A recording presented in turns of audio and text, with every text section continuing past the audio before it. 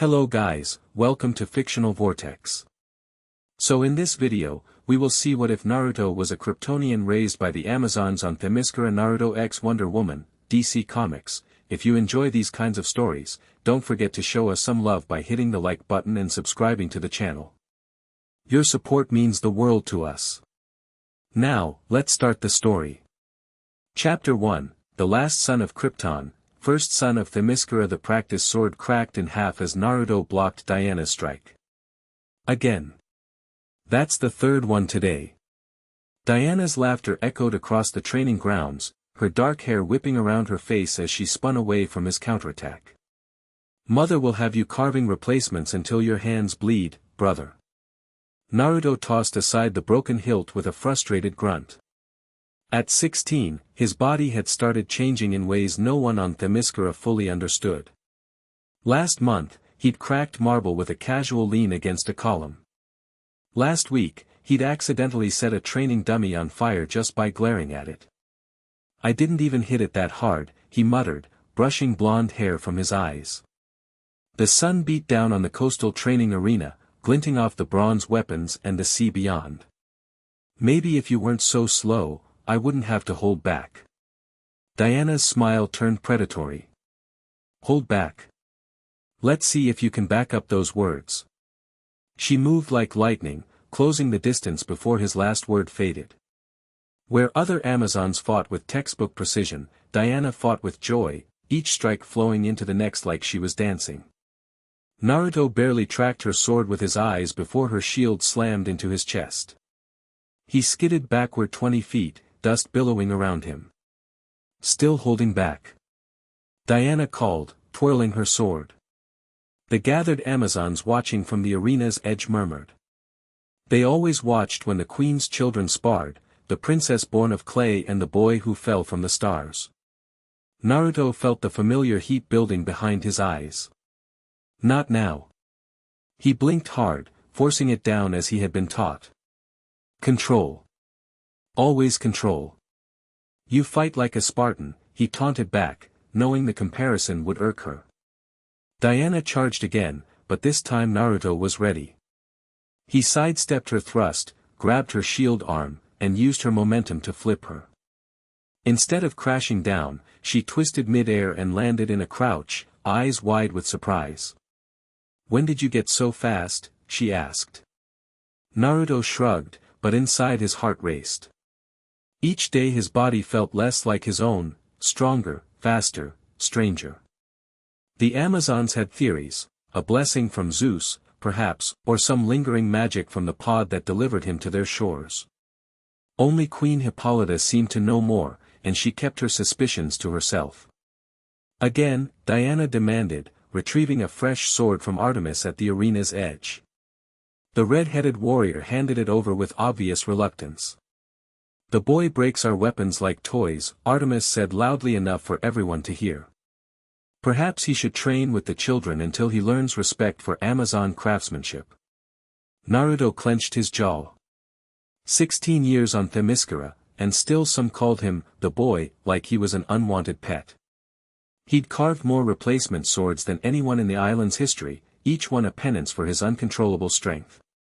Before Diana could respond, a horn sounded from the palace. Both siblings turned toward the sound.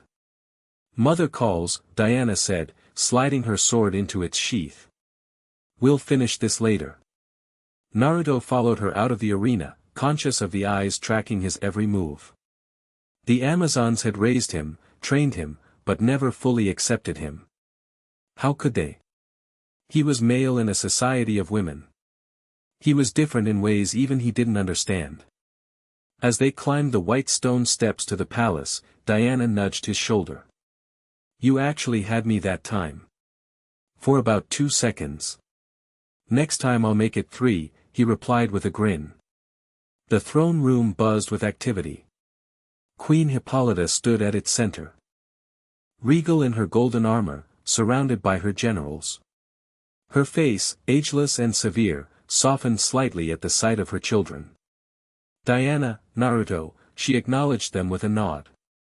General Philippus reports strange omens along the eastern shores. The Pythia believes they herald the trials. Diana straightened immediately. The trials? Now.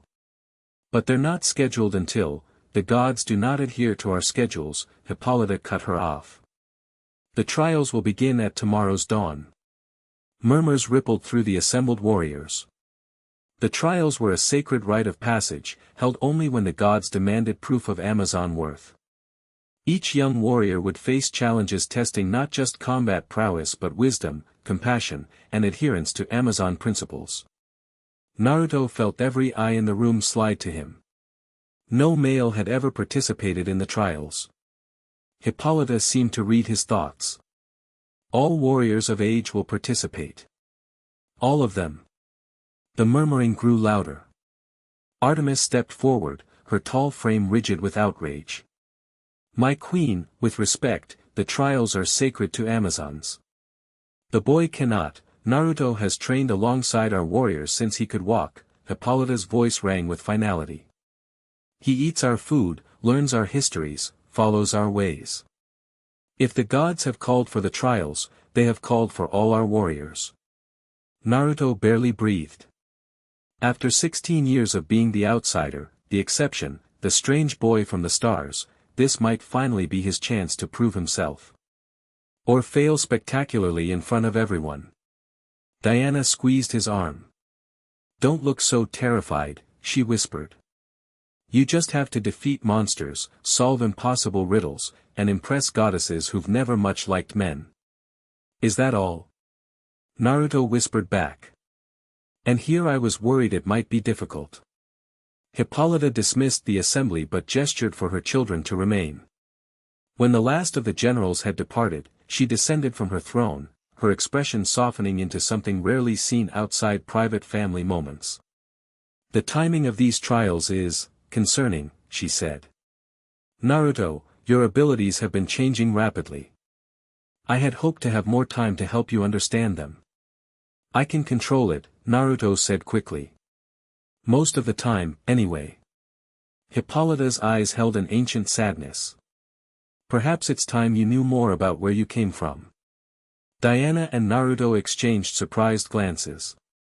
The queen had always been vague about Naruto's origins, saying only that he had been sent to them for protection, that his homeland was gone, and that the symbols on his pod, swirling patterns resembling whirlpools, had inspired his name. Follow me, Hippolyta said, leading them not toward the family quarters but down, into passages beneath the palace that Naruto had never seen. The passage opened into a chamber carved from the living rock of the island. At its center, illuminated by eternal flames, sat the pod that had carried him to Themyscira, sleek, metallic, covered in symbols that resembled no language Naruto had ever studied. 16 years ago, Hippolyta began, running her hand along the pod's surface, a star fell from the heavens. Our sentries found this vessel washed upon our shores, protected by magic different from our own. Inside was a baby, you, wrapped in a red cloth bearing this symbol. She pressed something on the pod, and a compartment opened, revealing a folded red cloth with a stylized S inside a diamond shape. The night you arrived, I consulted the oracle. She spoke of a distant world called Krypton, destroyed by its own hubris. She spoke of a power beyond mortal men, carried in your blood. And she spoke of a choice that would one day face you, to use that power for destruction or protection. Naruto stared at the pod, suddenly dizzy with questions. I'm not from Earth. You are from a place beyond the stars, Hippolyta confirmed. But you are of Earth now. Of Themyscira. Diana touched the pod with wonder. I always thought the stories of your arrival were exaggerated. A baby surviving the fall from the heavens. The vessel was designed to protect him, Hippolyta explained. Just as Themyscira was designed to protect all within its shores. She fixed Naruto with an intense gaze. Some questioned my decision to raise a male child here, particularly one with unknown powers. But the oracle was clear, you were sent here for a purpose. What purpose? Naruto asked, his voice barely audible. That, my son, is what you must discover for yourself. Perhaps the trials will help reveal it. The walk back to the palace grounds passed in a blur. Krypton. Another world. It explained so much, the strength, the speed, the heat that sometimes built behind his eyes, yet raised so many more questions. Race you to the cliffs, Diana said suddenly, breaking into his thoughts. Last one there has to explain to Antiope why we're late for evening training. Before he could respond, she was running, hair streaming behind her. Naruto grinned despite himself and gave chase. This was familiar territory, Diana pushing him, challenging him, treating him not as the boy, but as her brother, her equal. He caught up to her halfway across the training grounds, matching her stride for stride. So, Diana said between breaths, should I call you Starboy now? Or perhaps Lord Krypton? Call me champion of the trials, Naruto shot back, accelerating suddenly and pulling ahead. Diana laughed and pushed harder. In your dreams, brother. They raced through the city, past columns and fountains, Amazon stepping quickly aside as the queen's children tore past. For this moment, Naruto forgot about tomorrow's trials, forgot about mysterious origins and powers he couldn't fully control. For this moment, he was simply racing his sister under Themyscira's eternal summer sky. Until he stumbled, a sudden pain lancing through his head like white fire. Diana skidded to a halt as Naruto dropped to one knee, hands pressed against his temples. Naruto.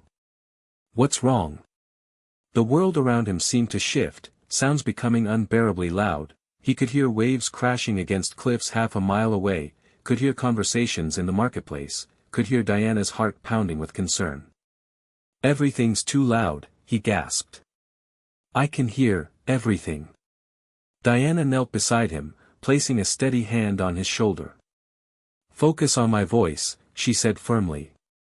Just my voice, nothing else. Naruto concentrated, using the meditation techniques Antiope had drilled into them since childhood. Slowly, the cacophony receded until only Diana's voice remained. Better? She asked. He nodded, embarrassed. It keeps happening. New abilities, just appearing without warning. Good thing you have me to save you, Diana teased, helping him up. Her smile faded as she looked at his face.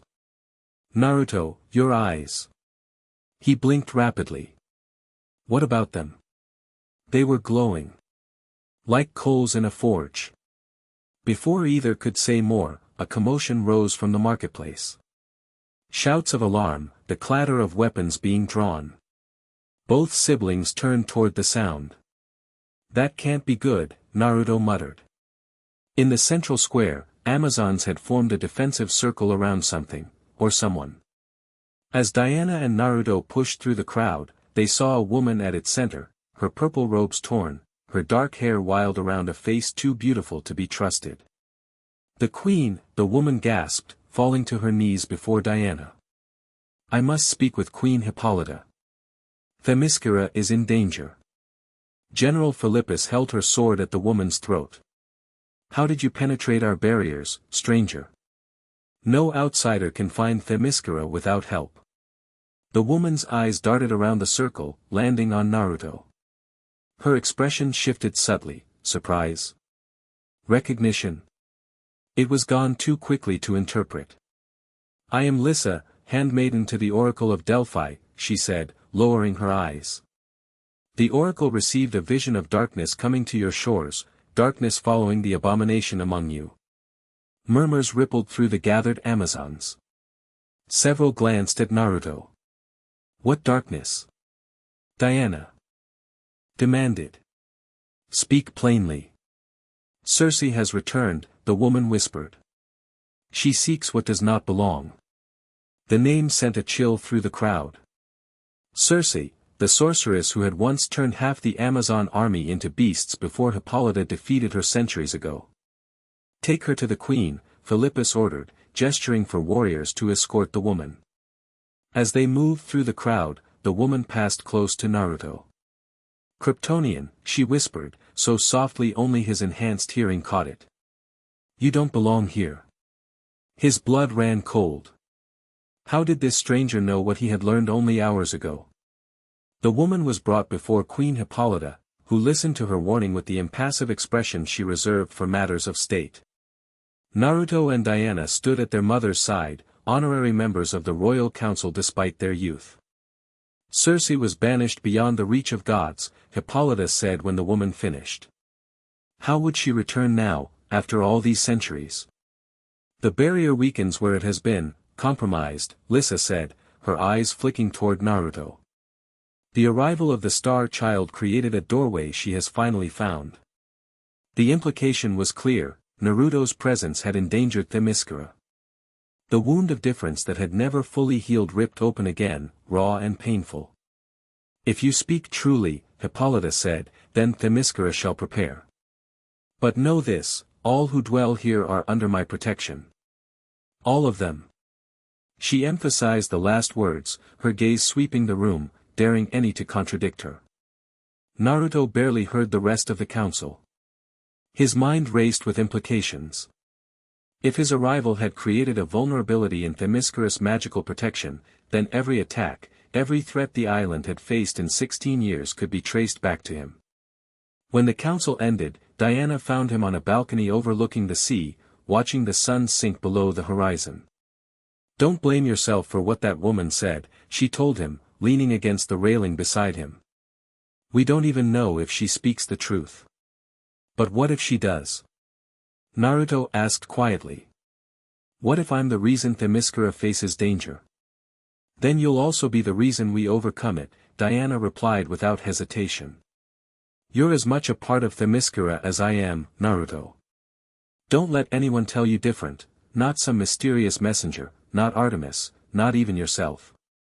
They watched the sunset in companionable silence, the kind only siblings who have trained, fought, and grown together can share. Besides, Diana added with a smirk, after I defeat you in the trials tomorrow, no one will remember any of this. Naruto snorted. Big talk from someone who couldn't even win a simple race today. You didn't exactly win either, Star Boy. Don't call me that. Diana's smile widened. Would you prefer Abomination? It has a certain dramatic flair. Despite everything, Naruto laughed. Whatever came tomorrow, the trials, Circe, his own unpredictable powers, at least he had this, a sister who saw him, not as an outsider, but as family. Dawn broke over Themyscira with unnatural swiftness, as if the gods themselves were eager for the trials to begin. Naruto stood with 11 Amazon warriors at the temple of Athena, all dressed in ceremonial white chitons, all barefoot, all trying to mask their nervousness. Hippolyta presided over the opening ritual, her voice carrying across the assembled Amazons. Since time immemorial, the gods have tested our worth through the sacred trials. Today, 12 warriors stand ready to prove themselves worthy of Amazon sisterhood. She paused, making a subtle but significant adjustment. And brotherhood. Naruto felt a rush of gratitude toward his adoptive mother, even as several Amazons shifted uncomfortably at her words. The trials test not just strength of arm, but strength of character, Hippolyta continued. May Athena grant you wisdom, Artemis grant you skill, and Hera grant you courage. Antiope stepped forward, her weathered face solemn.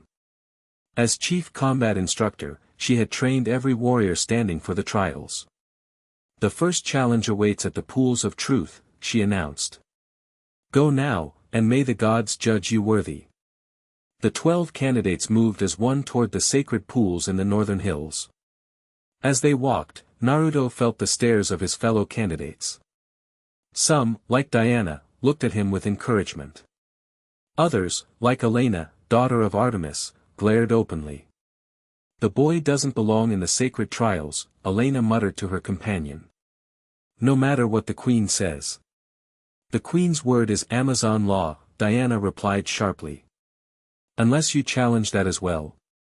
Elena fell silent, but her eyes promised this wasn't over. The pools of truth lay in a grove of ancient olive trees. 12 small pools, each barely larger than a wash basin, arranged in a perfect circle. The water within them was unnaturally still, reflecting the sky like polished mirrors. Antiope stood at the circle's center. Each warrior will kneel before a pool, she instructed. The waters will show you your deepest fear. To pass this trial, you must acknowledge this fear without flinching from it. One by one, the candidates knelt before the pools. Diana went first, her expression determined as she gazed into the reflective surface. Whatever she saw made her jaw tighten, but she remained steady. When Naruto's turn came, he knelt before the final pool, heart hammering. The water rippled once, then stilled, no longer reflecting the sky but showing something else entirely. He saw himself, eyes burning red, hovering above a destroyed Themyscira. In the vision, buildings crumbled beneath his gaze, Amazons fled in terror, and Diana lay broken at his feet. The Naruto in the water threw back his head and laughed, a sound devoid of humanity. Cold sweat broke out across his forehead, but he forced himself to keep looking. This was his fear, that his growing powers would one day overcome his Amazon training, that he would become the monster some already believed him to be. I see you, he whispered to the vision. But I reject you. The water rippled again and returned to a simple reflection. Naruto released a shaky breath and rose, finding Antiope watching him with an unreadable expression. Once all 12 had completed the first challenge, Antiope led them deeper into the hills, toward a vast labyrinth carved into the mountainside. The labyrinth of consequence contains 12 paths, she explained. Each path holds different challenges. Choose wisely, the path that appears easiest may not be the one meant for you. The candidates approached the 12 archways leading into the labyrinth. Each was marked with a different symbol, a sword, a shield, an owl, a deer, and others representing various aspects of Amazon virtue. Naruto studied each symbol carefully. He was drawn to the archway marked with a blazing sun, power, obviously, but something held him back. Instead, his eyes kept returning to a simpler archway marked with 2 clasped hands. Alliance. Cooperation. Family. Diana had already chosen the path of the owl, wisdom. Elena strode confidently toward the sword. The other Amazons dispersed among the remaining symbols. Taking a deep breath, Naruto stepped through the archway of clasped hands. The moment he crossed the threshold, the opening behind him sealed, leaving him in semi-darkness broken only by occasional shafts of light from above. The tunnel sloped downward, leading him deeper into the mountain. After walking for several minutes, Naruto emerged into a vast cavern. In its center stood a pillar supporting what appeared to be a simple wooden box. Between him and the pillar lay a chasm too wide to jump, even with his growing strength. On his side of the chasm stood a lever connected to a mechanism of gears and pulleys. A stone tablet beside it bore an inscription, "The prize is won alone, but the path is walked together." Naruto frowned, studying the mechanism. If he pulled the lever, it would extend a bridge across the chasm, but the bridge would only reach halfway. How was he supposed to cross? As he pondered the puzzle, a noise from another tunnel caught his attention. Elena emerged, looking equally confused to find someone else in her challenge.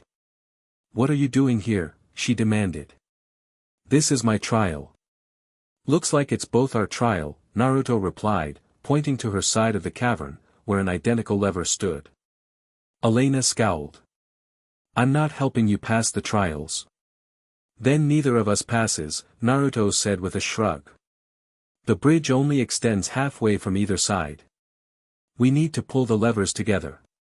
"This is a trick," Elena insisted.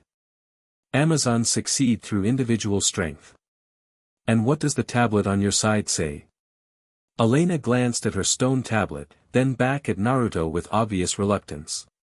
"It says, the prize is won alone, but the path is walked together." "Exactly the same as mine," Naruto pointed out.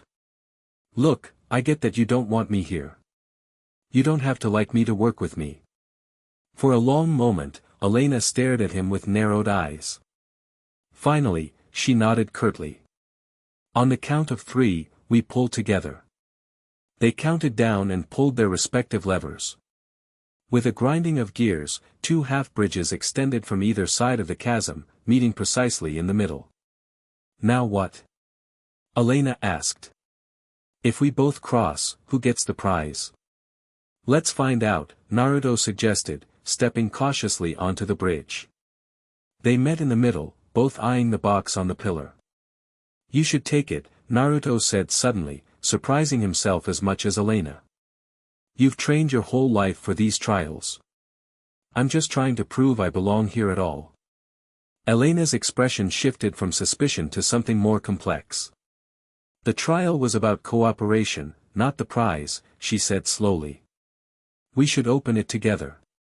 Side by side, they approached the pillar and lifted the lid of the wooden box. Inside lay 2 identical silver bracelets, each bearing the symbol of clasped hands. One for each of us, Elena said, sounding almost disappointed to have no reason to fight him. She took one bracelet and slipped it on her wrist. After a moment's hesitation, Naruto did the same. The moment both bracelets were in place, the cavern filled with golden light, and the voice of Antiope echoed around them. The labyrinth of consequence tests not just individual skill, but the wisdom to know when strength must be shared. You have both passed this trial. A new passage opened in the cavern wall, leading upward toward sunlight. Elena glanced at Naruto, a reluctant respect in her eyes. This doesn't make us friends, she said. Wouldn't dream of it, he replied with a grin. They emerged from the labyrinth to find the other candidates already waiting, each wearing a bracelet corresponding to their chosen path. Diana raised an eyebrow at the sight of Naruto and Elena emerging together but said nothing. Antiope led them to their final challenge, the arena of consequences. Unlike the training arena, this ancient Colosseum stood on Themyscira's highest cliff, open to the sky, its stone seats filled with every Amazon on the island. Hippolyta rose as the candidates entered. The final trial is combat, she announced. Not against each other, but against that which each warrior fears most. Naruto exchanged an uneasy glance with Diana. They had both seen their deepest fears in the pools of truth. Were they now expected to fight them? One by one, the candidates entered the arena alone. From the waiting area below the stands, Naruto could hear the clash of weapons, the roar of beasts, the gasps of the crowd. Each warrior emerged either triumphant or defeated, their status marked by either a laurel crown or a simple white cloth signifying honorable effort. Diana went before him, striding into the arena with confident grace. Through the archway, Naruto caught glimpses of her fighting what appeared to be shadowy versions of herself, Diana confronting her own potential failings. When she emerged victorious, the crowd erupted in cheers. No one was surprised that the princess had passed all 3 trials. Finally, only Naruto remained. As he stepped into the arena, a hush fell over the assembled Amazons. Whatever they expected to see, the presence of the island's only male in their sacred trials was unprecedented. The arena appeared empty at first. Naruto drew his sword, turning slowly, waiting for some beast or warrior to materialize from the sand. Instead, the ground beneath his feet began to shake. The blue sky darkened as if a storm had suddenly gathered.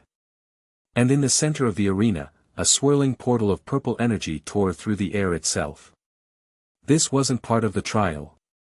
Something was wrong. A woman stepped through the portal, tall, impossibly beautiful, with flowing dark hair and eyes that shifted color like opals. She wore robes of deepest purple, adorned with symbols of ancient magic. Circe, Naruto breathed, recognizing the sorceress from Amazon histories. The crowd erupted in alarm. Warriors reached for weapons. Hippolyta rose from her throne, face pale with shock. Well, Circe purred, her voice carrying unnaturally across the arena. The Amazons have kept secrets from the gods. A male child, raised in the cradle of Themyscira. Her eyes fixed on Naruto with predatory interest. And not just any male, but a Kryptonian. How fascinating. Naruto raised his sword, though instinct told him it would be useless against such power. You're not welcome here. Circe laughed, the sound like breaking glass. Such manners they've taught you. But I'm not here for a social visit, boy. I'm here to correct an imbalance. From the royal box, Hippolyta's voice rang out. Guards! Protect the arena. Amazon warriors poured from the stands, but Circe raised a hand. Purple energy crackled around the arena perimeter, creating a barrier that none could cross. Just you and me, Kryptonian child, Circe said. Let's see what powers slumber in that mortal shell. She struck without warning, a bolt of energy slamming into Naruto's chest. The impact sent him flying backward into the arena wall with enough force to crack the ancient stone. Pain exploded through his body, unlike anything he'd experienced in training. He staggered to his feet, tasting blood. Is that all? Circe taunted. The last son of Krypton, raised by warrior women, and you fall so easily. Outside the barrier, Naruto could see Diana fighting desperately to break through, her sword glancing off the purple energy. Hippolyta stood rigid with fury, shouting orders to archers who fired uselessly at the magical shield. Circe advanced on him, power gathering around her hands. Your arrival weakened Themyscira's protection, she said conversationally. A male presence on sacred female ground, it created the tiniest crack in their perfect defense. I've been working on widening that crack for years. She struck again, but this time Naruto was ready. He dodged aside, feeling the heat of her magic as it passed within inches of his face. Themyscira is my home, he growled. I won't let you harm it. Brave words from an abomination, Circe laughed. You don't belong here. You never did. The Amazons took you in out of pity, raised you like a pet. Did you really think you could become one of them? Each word struck deeper than her magic. Every doubt, every sidelong glance, every whispered comment he'd endured for 16 years seemed to echo in her mockery. Anger boiled in his blood. The familiar heat built behind his eyes, but stronger than ever before. His vision tinged red at the edges. You know nothing about me, he said, voice dropping dangerously low.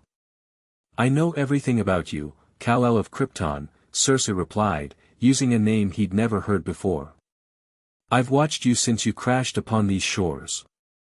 I've waited for your powers to mature. And now, I'll take them for myself. She raised both hands, and the purple energy formed chains that snaked toward him with terrifying speed. They wrapped around his arms, his legs, his throat, burning wherever they touched. Naruto struggled against them, but they only tightened. Circe approached, a crystal dagger materializing in her hand. Your blood carries power beyond imagining, she said. Power that belongs to the gods, not to some alien child. Beyond the barrier, Diana had given up trying to break through by force. Instead, she pressed her hands against the energy field, catching Naruto's eye. Her lips moved, forming words he could barely make out. Remember who you are. Who was he? Kryptonian by birth. Amazon by raising. Neither fully one nor the other. Or perhaps, both completely. As Circe raised the dagger, something broke loose inside Naruto. Not just anger, but certainty. The heat behind his eyes erupted, no longer a painful pressure but a focused beam of intense light. It struck Circe's dagger, shattering the crystal into 1,000 glittering fragments. The sorceress stumbled back, genuine surprise on her beautiful face. Impossible. Your powers shouldn't be this developed yet. Naruto felt the energy chains weakening as Circe's concentration broke. With a surge of strength he didn't know he possessed, he tore free of them, the purple magic dissipating like smoke.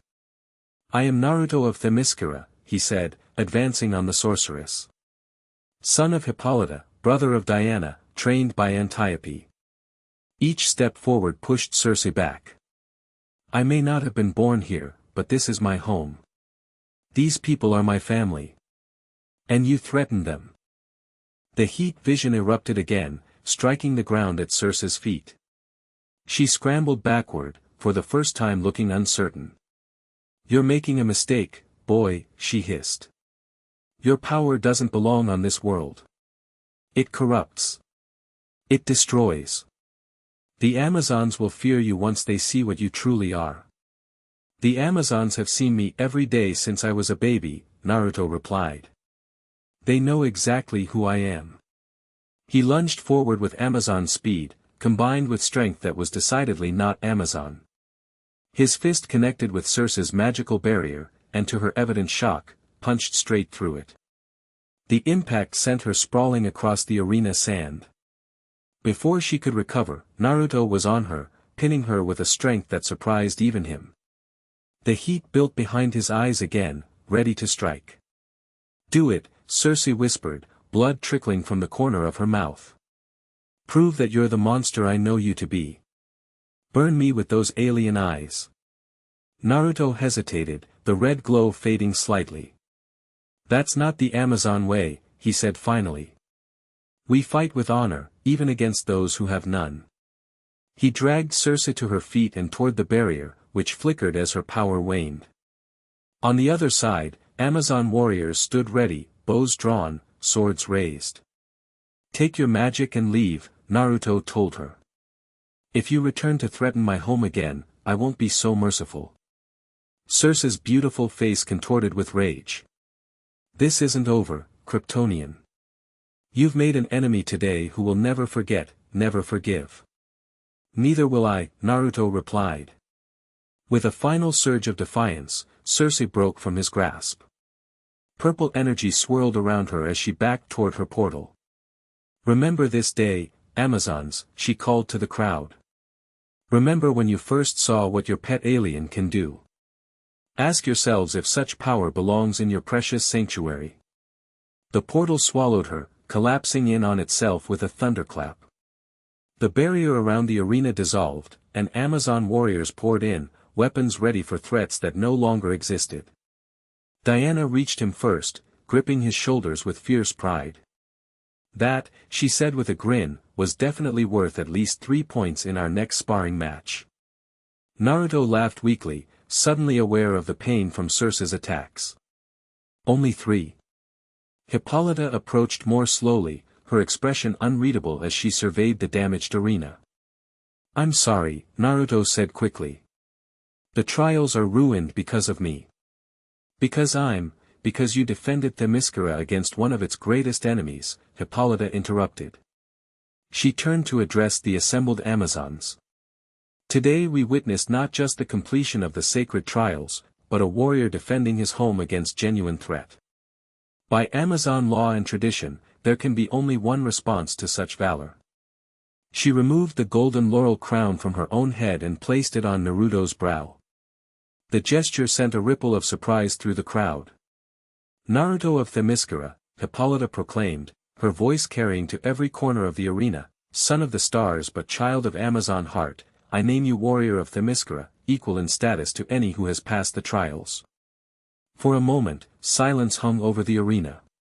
Then, from the assembled warriors, a single voice called out, Hail, Naruto of Themyscira. It was Elena, the Amazon who had shared his trial in the labyrinth. She pounded her sword against her shield in the traditional Amazon salute. Diana joined immediately, Hail, Naruto of Themyscira. Her sword struck her shield with ringing authority. One by one, then in waves, the Amazons took up the call, until the arena echoed with their voices and the clash of weapons. Even Artemis, after a long hesitation, raised her sword in grudging acknowledgement. As the sun set over Themyscira, painting the white stone buildings in shades of gold and amber, Naruto stood on the palace balcony, the laurel crown still on his brow. The island stretched before him, beautiful and eternal, and for the first time in 16 years, unquestionably his home. Diana joined him, leaning against the railing. How do your new powers feel? Strange, Naruto admitted. Like they were always there, waiting. There's more coming, I can sense it. Well, next time we spar, I'm definitely bringing a shield made of something stronger than bronze, Diana said. Those eye beams of yours look painful. Heat vision, Naruto corrected automatically, not sure how he knew the term. And I'd never use it on you. Of course not. You'd lose before you got the chance. They shared a comfortable laugh, easing into the familiar rhythm of sibling rivalry that had defined their relationship for as long as either could remember. After a moment, Diana's expression grew more serious. Circe knew things about you, about Krypton. Are you curious about where you came from? Who you were meant to be? Naruto considered the question, watching the stars emerge in the darkening sky. Somewhere up there was the remains of his birth world, a place he would never know except through stories and fragments. I'm curious, he acknowledged. But I know who I am now. I'm Naruto of Themyscira, son of Hippolyta, brother of Diana, warrior of the Amazons. He smiled at her. The rest. I'll figure out as I go. Diana bumped his shoulder with her own. We'll figure it out, she corrected. I'm not letting you have all the adventures alone, Star Boy. Don't call me that. Too late. It's sticking. As night fell completely over Themyscira, brother and sister stood side by side, watching the stars that had delivered one of them to a new home and a new family. Whatever challenges tomorrow might bring, be they Kryptonian powers, Amazon traditions, or threats from beyond their shores, they would face them together, as they always had. Chapter 2, Blood of Stars, Heart of Clay. 3 months after the trials, Naruto stood in the armory as Master Io fitted him with his own set of Amazon battle armor. Unlike the standard bronze worn by most warriors, his was a deep blue with accents of red, colors taken from the cloth he'd arrived in as a baby. Stop fidgeting, Diana complained from where she leaned against a pillar. You'd think no one had ever been measured for armor before. No one has been measured for men's Amazon armor before, Io corrected, placing another pin in the leather underlay. The master armorer had taken Naruto's unique commission as a personal challenge. There's no template for this. Naruto tried to hold still. Is all this really necessary? I'm starting to think I'm harder to hurt these days. Since the battle with Circe, his body had changed dramatically. Yesterday, he'd accidentally walked through a marble column when distracted. Last week, he'd risen 6 inches off the ground during meditation before Antiope's startled gasp broke his concentration. Armor isn't just protection, Diana said. It's tradition. Identity. Careful or you'll start sounding like mother, Naruto teased. Io stepped back to assess her work. There. Not perfect, but it will do for a fitting. Try moving. Naruto flexed his shoulders, twisted at the waist, and dropped into a fighting stance. The armor moved with him like a second skin. It's incredible, he said, genuinely impressed. I can barely feel it. That's the point, Io said with pride. Amazon armor shouldn't restrict. A horn sounded from the harbor watchtower, cutting her off mid-sentence. A second horn answered from the eastern cliffs, then another from the north. Diana was already moving. That's the boundary alarm. They raced from the armory, still half-dressed in ceremonial garments. Outside, Amazon warriors were mobilizing, grabbing weapons and forming into companies as they ran toward the palace. General Philippus intercepted them at the temple steps. The queen summons you both, she said grimly. Something approaches our barriers from above. From above? Diana repeated. A god? No god we recognize. The council chamber buzzed with tension when they arrived. Hippolyta stood before a tactical map of the island, her generals arrayed around her. Through the open balcony, Naruto could see Amazons manning defensive positions along the shoreline and cliffs. There, the queen said as they entered, pointing skyward. Naruto followed her gesture and felt his breath catch. Hovering just above the invisible dome that protected Themyscira from the outside world was a ship. Not like any vessel he had seen in books or Amazon records. This was sleek, black, shaped like an arrowhead, and it hung in the air as if gravity were merely a suggestion. Is it? Naruto couldn't finish the question. Kryptonian, Hippolyta confirmed. The oracle warned this day might come. Diana stepped closer to her brother, her hand instinctively moving to her sword hilt. How did they find us? How did they find Naruto? The same way Circe did, perhaps, Artemis said, eyes narrowed with suspicion. Through the weakness his presence creates in our barriers. Or perhaps they tracked the pod, Hippolyta countered. Regardless, they are here, and they have not yet attacked. That suggests they seek communication. As if responding to her words, a beam of light shot from the ship, striking the invisible barrier. Instead of an attack, the light formed symbols in the air, angular, precise shapes that Naruto had never seen before yet somehow understood. Last son of Krypton, he translated without thinking. We have come for you. Everyone in the room stared at him. You can read that? Diana asked. Naruto nodded, just as surprised as they were. It's like I've always known how but never needed to until now. More symbols appeared in the light, join us in the sky or we will come to you. Hippolyta's jaw tightened. No one dictates terms to the Amazons on our own shores. I should go, Naruto said, surprising himself. I should at least find out who they are, what they want. Absolutely not, Diana protested. It could be a trap. They're Kryptonian, Naruto replied. Like me. Don't I deserve to know more about where I came from? Who I am? You know who you are, Diana insisted. You're Naruto of Themyscira, my brother, an Amazon warrior. I'm also Kryptonian, Naruto said quietly. You heard what Circe called me, Kal-El. That name means something. Maybe these people can tell me what. A charged silence filled the council chamber. Naruto could see the concern in Diana's eyes, the calculation in the general's, and something deeper in Hippolyta's gaze, a mother's fear of losing her child. If I go, they might leave Themyscira alone, Naruto added. If they've come for me, there's no reason to endanger everyone else. And if they've come to harm you? Hippolyta asked. Naruto smiled with more confidence than he felt. I'm pretty hard to harm these days. And I was trained by the best warriors in history. Another volley of light symbols flashed against the barrier, more insistent this time, decide quickly. Our patience ends with the sun. Hippolyta studied the ship, then her son, then the assembled council. Finally, she nodded once. Naruto will meet with them, but not alone, and not on their terms.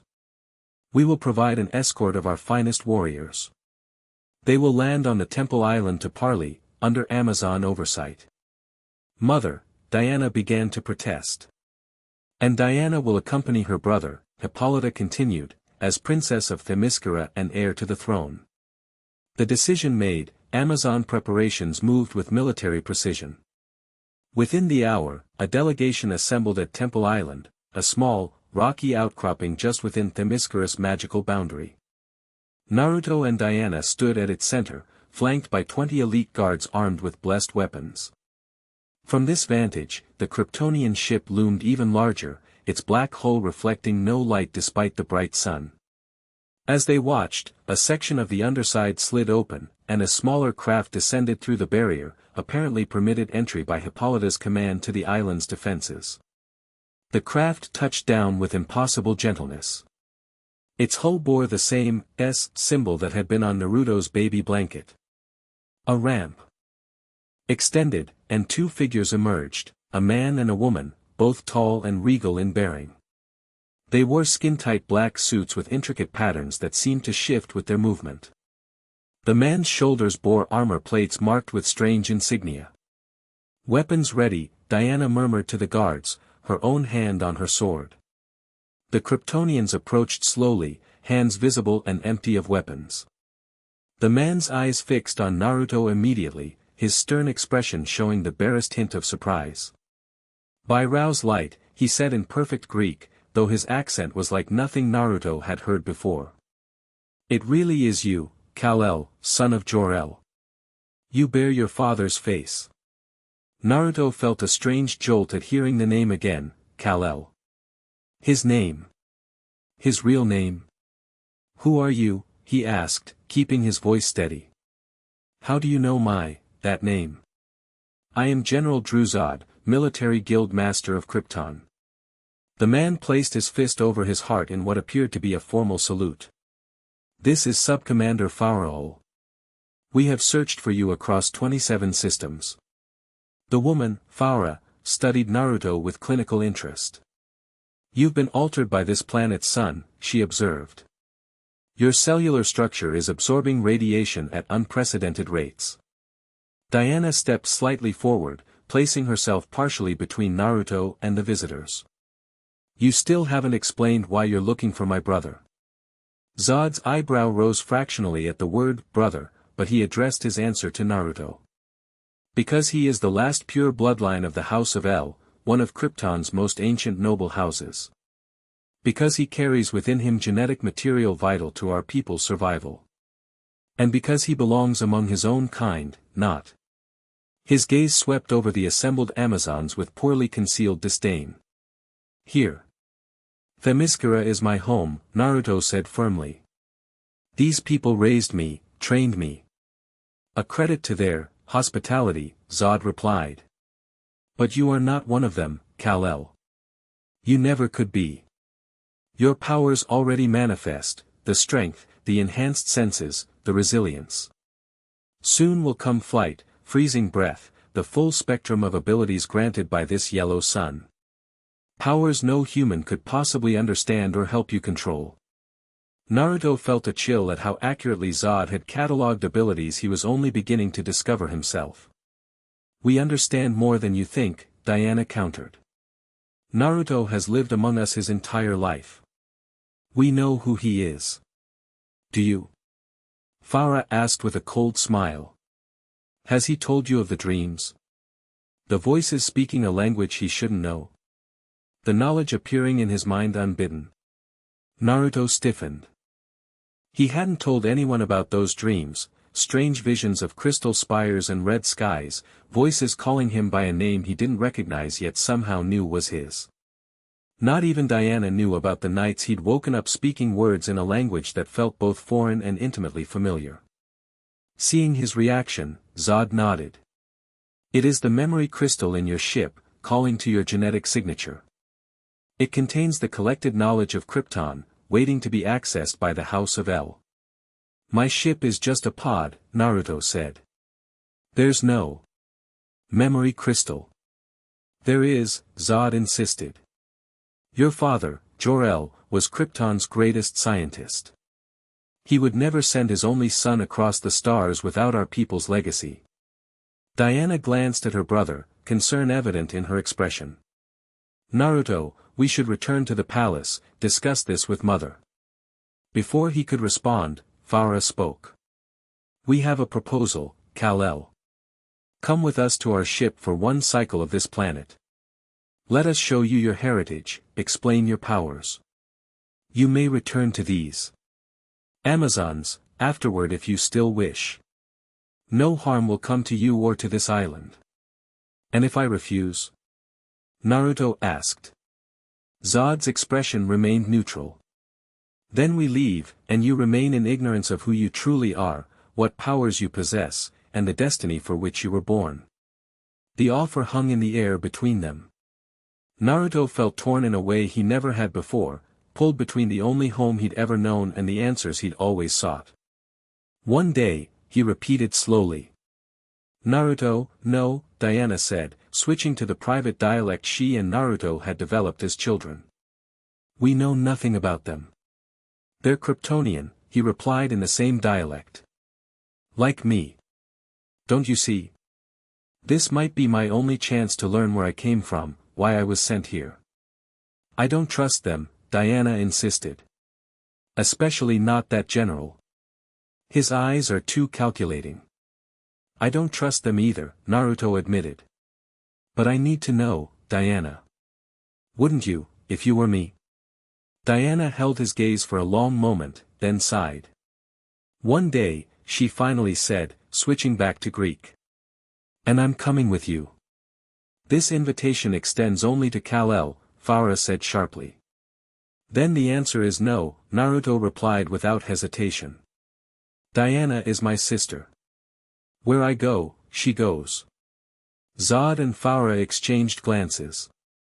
Very well, Zod conceded, though his displeasure was evident. Both of you may come. But no others.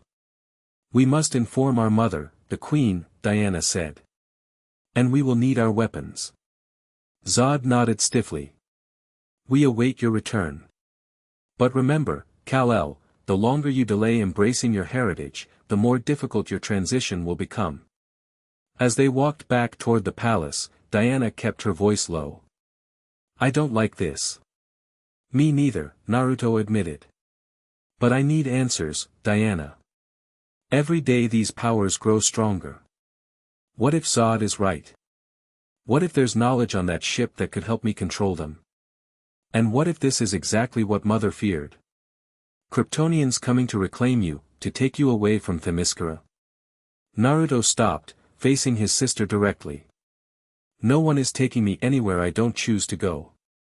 I am an Amazon warrior now, remember? But I'm also Kryptonian. I need to understand both sides of who I am. Diana's expression softened. I know. That's why I'm coming with you, to make sure you come home. Hippolyta took the news with outward calm, though Naruto could see the storm behind her eyes. I cannot forbid you from seeking knowledge of your origins, she said when they finished explaining. But remember that knowledge always comes at a price, and some truths change us in ways we cannot predict. I'll be careful, Naruto promised. And I'll have Diana with me. Hippolyta embraced them both. Return to us, my children. Themyscira is not whole without you. They gathered their weapons, Diana with her sword and shield, Naruto with the new set of dual blades Io had crafted for him. As they made their way back to Temple Island, Naruto felt a strange humming. From his pocket. He pulled out a small crystal shard he'd kept from his pod, a memento he'd carried since Hippolyta first showed him the vessel. It had never done anything before, but now it glowed faintly, pulsing in rhythm with the distant Kryptonian ship. It's responding to them, he said, showing Diana. Or to you, she suggested. Maybe you should leave it here. Naruto closed his fist around the crystal. No. If it's part of my heritage, I want it with me. Zod and Farah waited where they had left them, seemingly unbothered by the passage of time. They guided Naruto and Diana to their small craft without ceremony. Inside, the vessel was sparse but elegant, with crystalline control panels that glowed at Zod's touch. As they ascended toward the main ship, Diana kept her hand near her sword, eyes constantly scanning for threats. Naruto tried to appear equally vigilant, but he couldn't help the surge of excitement as they approached the massive vessel. It called to something in his blood, something that recognized its lines and angles as familiar despite never having seen them before. They docked inside a hangar bay large enough to hold several such shuttles. Other Kryptonians moved about with purpose, all wearing variations of the same fitted garments as Zod and Farah. Many stopped to stare as Naruto and Diana passed. They've never seen an Amazon before, Naruto guessed. They've never seen another Kryptonian before, Farah corrected. You are a rarity, Kal-El. One of the last pure-blooded Kryptonians in existence. What do you mean? Naruto asked. I thought. Isn't Krypton still? Zod's expression darkened. Krypton is gone, destroyed nearly 2 decades ago. Our world's core became unstable, a fact your father discovered but that our ruling council refused to acknowledge until it was too late. The news hit Naruto with unexpected force. He had known, intellectually, that he had been sent away from somewhere, but to hear that his entire birth planet was gone. How many survived, he asked. Less than 1,000, scattered across the galaxy in outposts and colonies, Zod replied.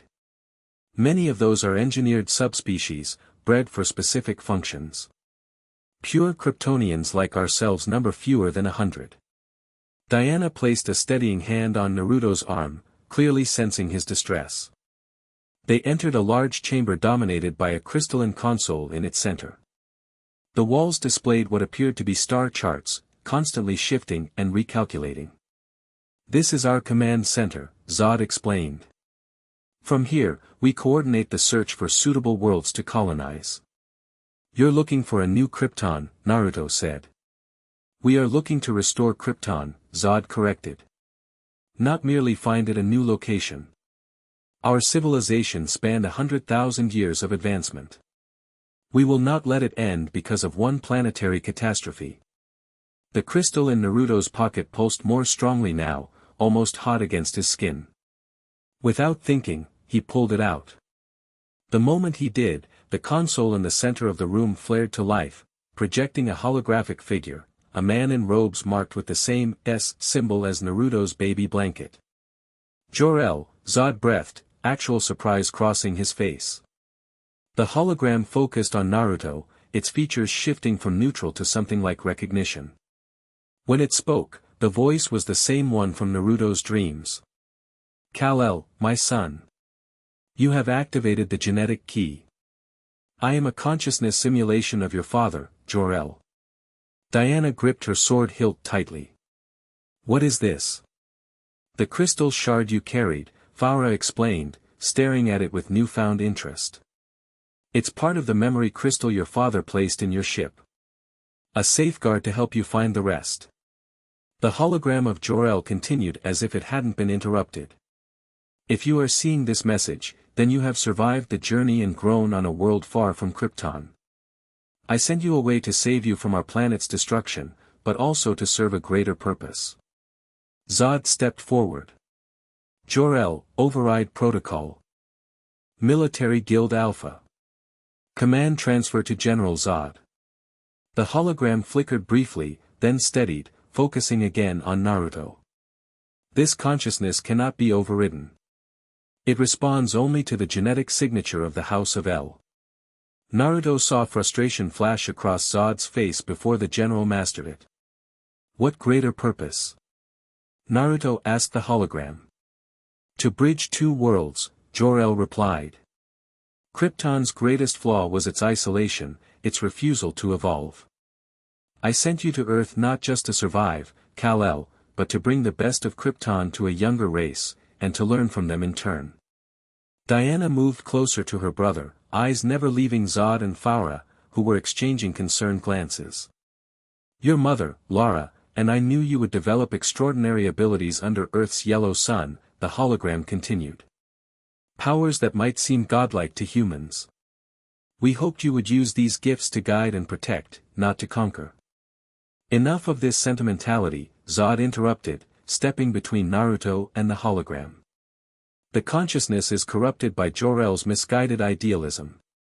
What matters is that we have found you, Kal-El, and with you, the Codex. Codex? Naruto repeated. The genetic template of the entire Kryptonian race, Faura explained. Your father stole it before sending you away. We believed it was hidden in your ship, but now it's clear, he encoded it into you, into your very cells. The revelation hit Naruto like a physical blow. You're saying I carry the DNA of your entire species? Which is why you must return with us permanently, Zod said, dropping all pretense of offering a temporary visit. Your place is with your people, helping to rebuild Krypton. Diana moved in front of her brother protectively. That wasn't our agreement. Circumstances have changed, Zod replied coldly. The Codex is too valuable to leave in the hands of humans. The hologram of Jor-El spoke again. General Zod seeks the Codex not to preserve Kryptonian culture, Kal-El, but to remake it in his image. He led a military coup against our government in Krypton's final days. A coup to save our people. Zod snapped at the hologram. While you sent away your own son rather than fight for our world. Naruto's head spun with revelations coming too fast to process. The father he'd never known. The extinct world he should have grown up on. The genetic legacy apparently encoded in his very cells. I'm not going anywhere, he said finally, stepping up beside Diana. Not until I understand what's really happening here. Zod's expression hardened. I had hoped you would come willingly, out of loyalty to your own kind. But the Codex will return with us, with or without your cooperation.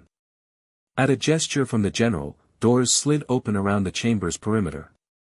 6 Kryptonian soldiers entered, each bearing what appeared to be energy weapons. "Take them," Zod ordered. "Restrain the Amazon, she is expendable. But do not harm Kal-El."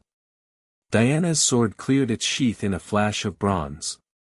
"Try it," she challenged, shield raised. Naruto felt a surge of anger unlike anything he'd experienced before. Heat built behind his eyes, not the uncomfortable pressure of early manifestations but a focused, controlled power. "No one threatens my sister," he said, voice dropping dangerously low. The first soldier who approached received a blast of heat vision that sent him crashing into the wall. The others hesitated, clearly unprepared for a Kryptonian who could already control his abilities. "How is this possible?" Phaura demanded. "His powers shouldn't be this developed on a planet he's never left." "Themyscira sits at a nexus of magical energies," Diana explained with fierce pride. "And Naruto has trained every day of his life with the finest warriors in human history. Did you really think he'd be helpless?" Zod's eyes narrowed. "Impressive. But ultimately futile." The general moved with startling speed, crossing the distance to Naruto in a blur. His fist connected with Naruto's jaw with force that would have killed a normal human instantly. Naruto staggered back but remained standing, more surprised than hurt. "You've lived your entire life holding back," Zod told him. "I have not." The next exchange happened faster than Diana could track. Naruto and Zod moved at superhuman speed, trading blows that cracked the crystal floor beneath them. Each impact echoed like thunder in the enclosed space. Diana faced off against Phaura and the remaining soldiers, her Amazon training making up for what she lacked in raw power. Her sword flashed in complex patterns, keeping her opponents at bay. "You fight well for a human," Phaura acknowledged, evading a thrust that would have impaled a slower opponent. "I'm Amazon," Diana corrected, smashing her shield into the woman's face. Naruto found himself outmatched despite his growing powers.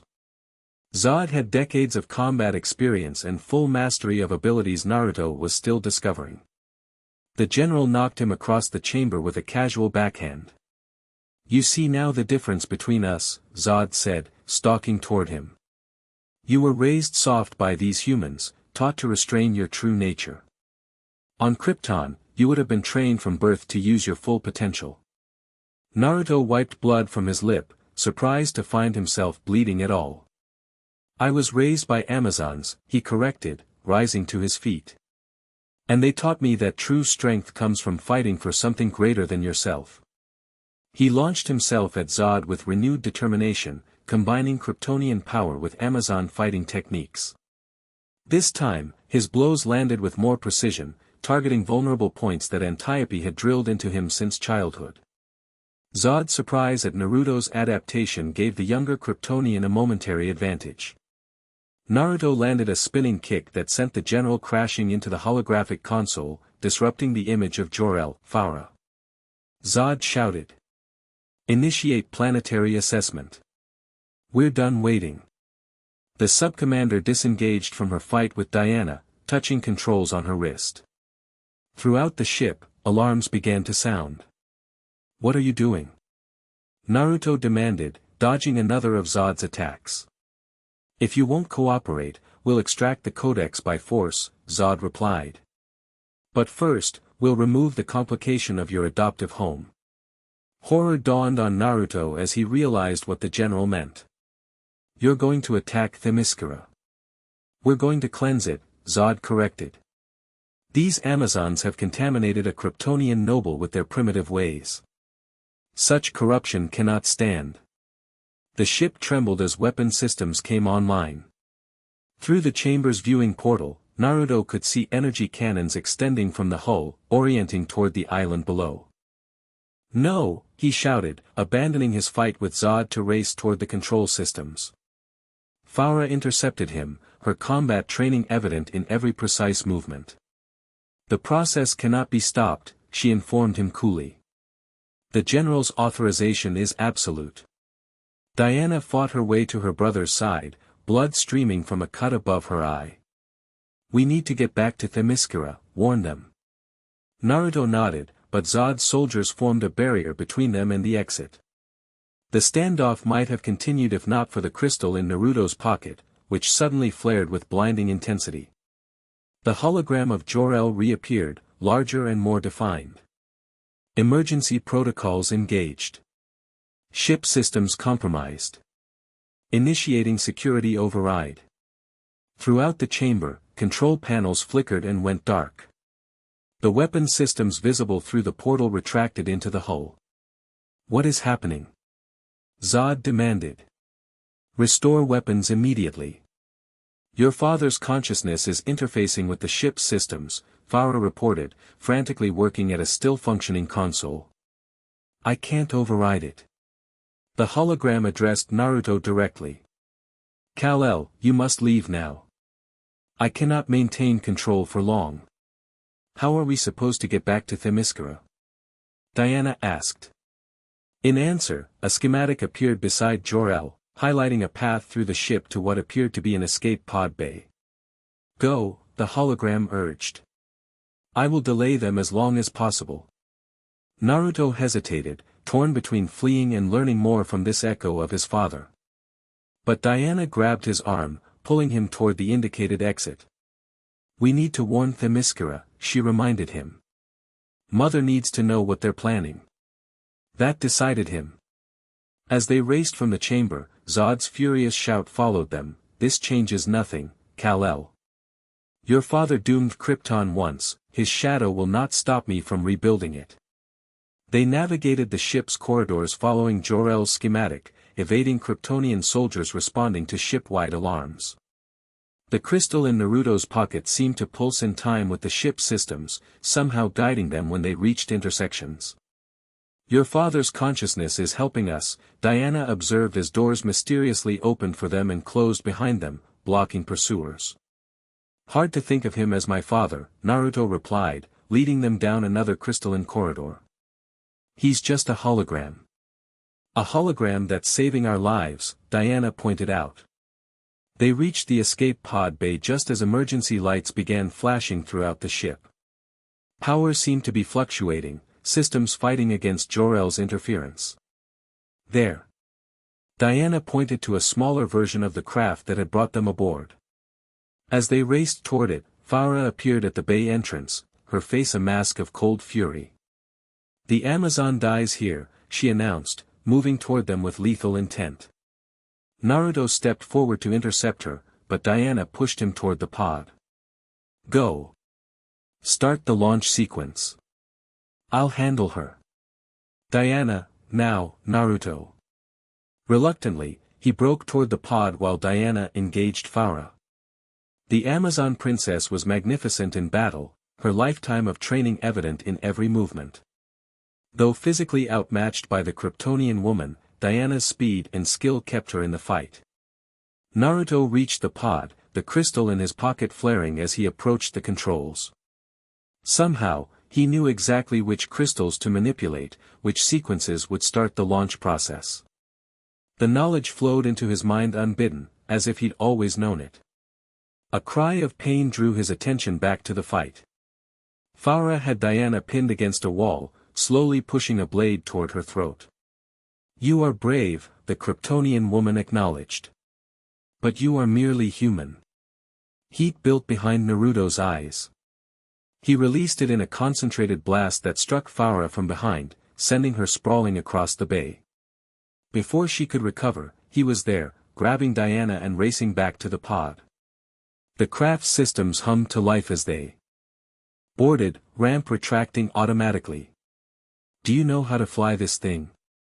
Diana asked, pressing a hand to a bleeding wound in her side. "I think so," Naruto replied, placing his hands on the crystal controls. Again, knowledge seemed to flow from the ship into his mind. "Somehow, I just know." The pod detached from its moorings and shot toward the bay doors, which opened just enough to allow their escape. Behind them, alarms continued to sound throughout the Kryptonian vessel. Through the viewport, Naruto saw energy weapons beginning to deploy again, Zod was regaining control of his ship. "We need to warn Themyscira," Diana said urgently. "They're going to attack as soon as they can." Naruto pushed the pod to its limits, diving toward the island far below. The small craft was surprisingly responsive, almost seeming to anticipate his intentions before he fully formed them. As they approached Themyscira's magical barrier, Naruto realized a new problem. Would the barrier recognize and admit the Kryptonian pod? "We might have to abandon ship at the boundary," he warned Diana. "Can you swim with that wound?" "I'm Amazon," she replied with a grin that didn't quite mask her pain. "We learned to swim before we learned to walk." But as they reached the invisible dome that protected the island, the crystal in Naruto's pocket pulsed once more. The pod passed through the barrier as if it weren't there. "It recognized you," Diana realized. "The barrier knows you belong to Themyscira." The thought filled Naruto with unexpected warmth, pushing back against the confusion and betrayal of the last few hours. Whatever else he might be, Kryptonian, carrier of some codex, son of Jor-El, Themyscira still recognized him as its own. They landed on the training grounds nearest the palace, where Amazon warriors were already mobilizing.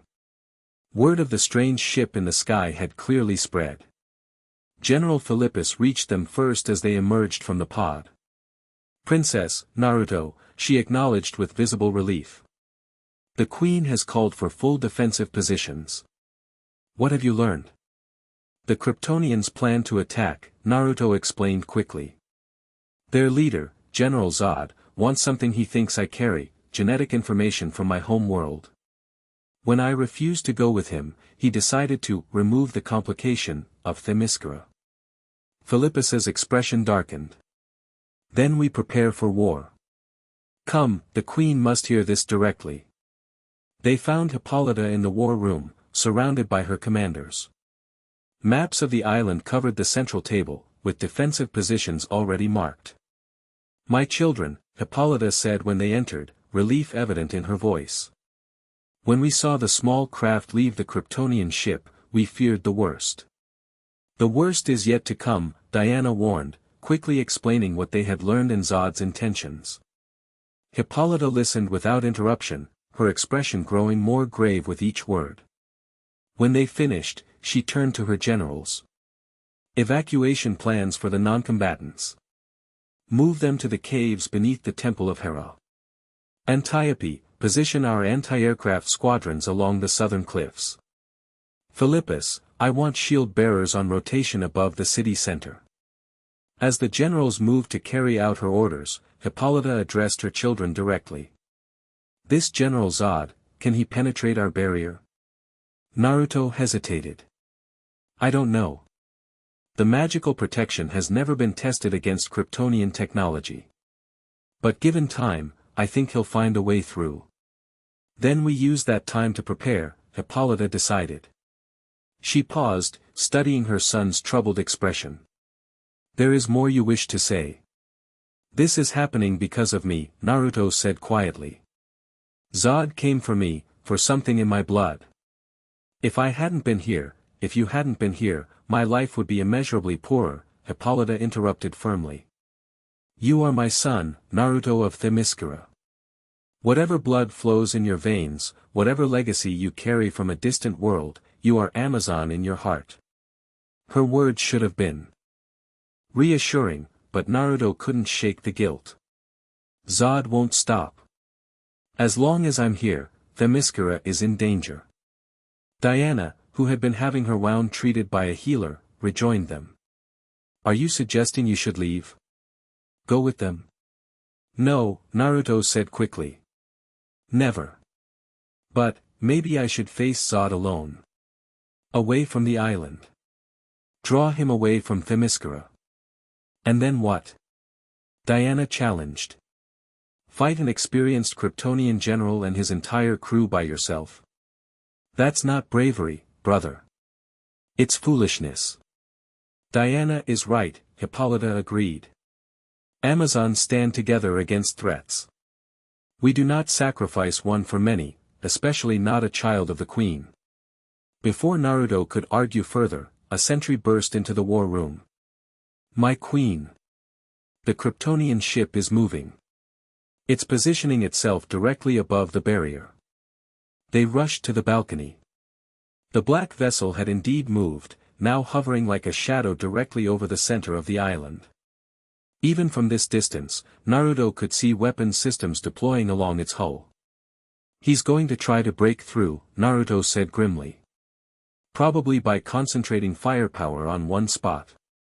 As if confirming his analysis, a beam of intense energy shot from the ship, striking the invisible barrier. The impact point flared with golden light as Themyscira's magic resisted the attack. A second beam joined the first, then a third, all focused on the same spot. Will the barrier hold? Diana asked. It has never failed us, Hippolyta replied, though concern edged her voice. But it has never faced such a weapon before. Naruto watched the assault with growing dread. The barrier was visibly straining, its usually invisible surface now shimmering with stress patterns where the beam struck. It might hold for hours, or days, or it might fail within minutes. I need to try something, he said suddenly. Without waiting for a response, he ran from the balcony, racing through the palace and out into the city. Amazons were already in defensive positions, some evacuating children and elders to safer locations, others manning weapons emplacements on rooftops and walls.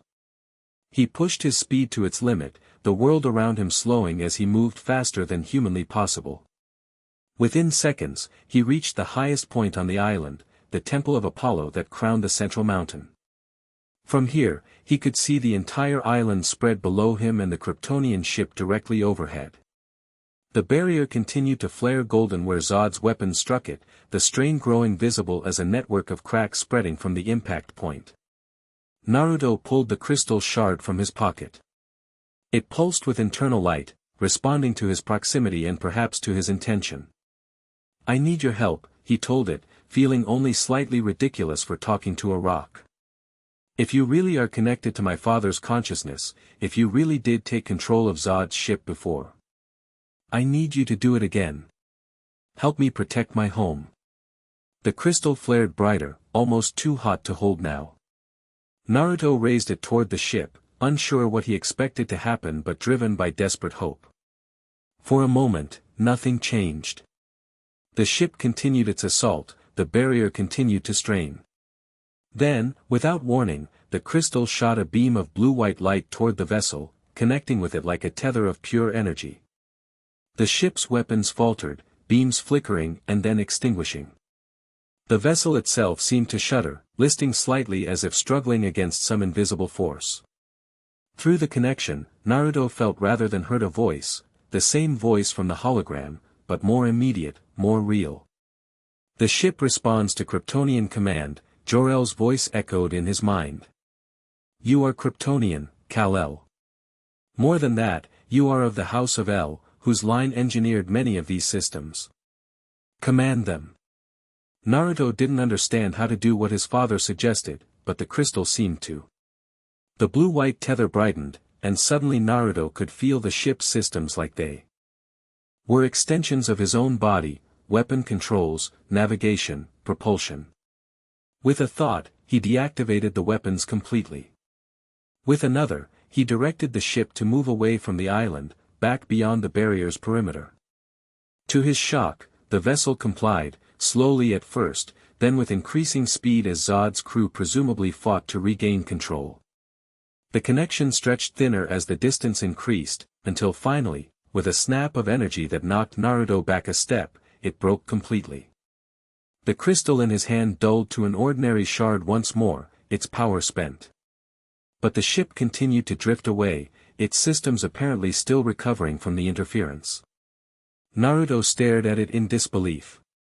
Had he really just commanded an alien vessel with nothing but a crystal fragment and his bloodline? The implications were staggering, and frightening. He was still processing what had happened when Diana landed beside him, having scaled the temple steps at Amazon speed. By the gods, she breathed, staring at the retreating ship. What did you do? I'm not entirely sure, Naruto admitted. The crystal connected me to the ship somehow. I think. I think my father built in safeguards that respond to our family line. Your birth father was a clever man, Diana observed.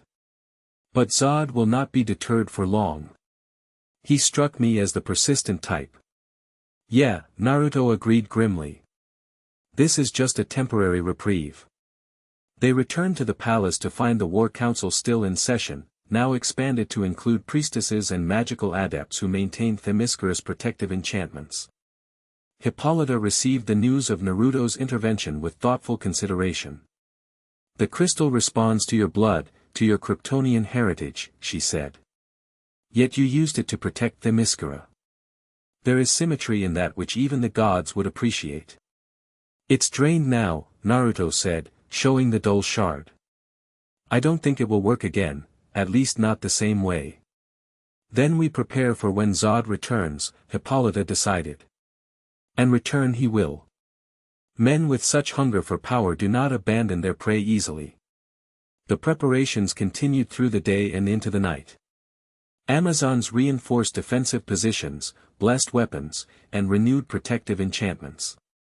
Naruto worked alongside them, using his strength to move heavy ballistae into position and his heat vision to forge new arrowheads when the smiths fell behind. As midnight approached, he found himself alone on the western wall, staring at the now distant Kryptonian ship.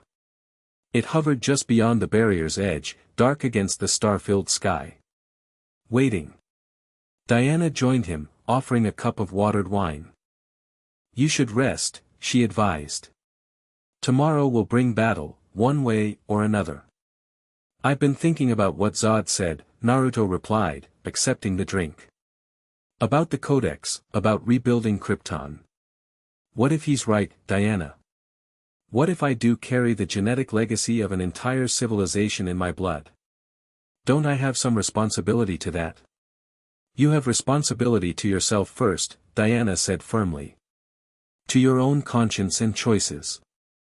No one can claim your body or your future because of what you might carry in your blood. But an entire civilization, Diana. A culture spanning 100,000 years. If I could help preserve that. At what cost? Diana challenged. Zod doesn't want to preserve Krypton, he wants to rebuild it in his image. You heard your father's hologram. The general led a coup, tried to take control by force.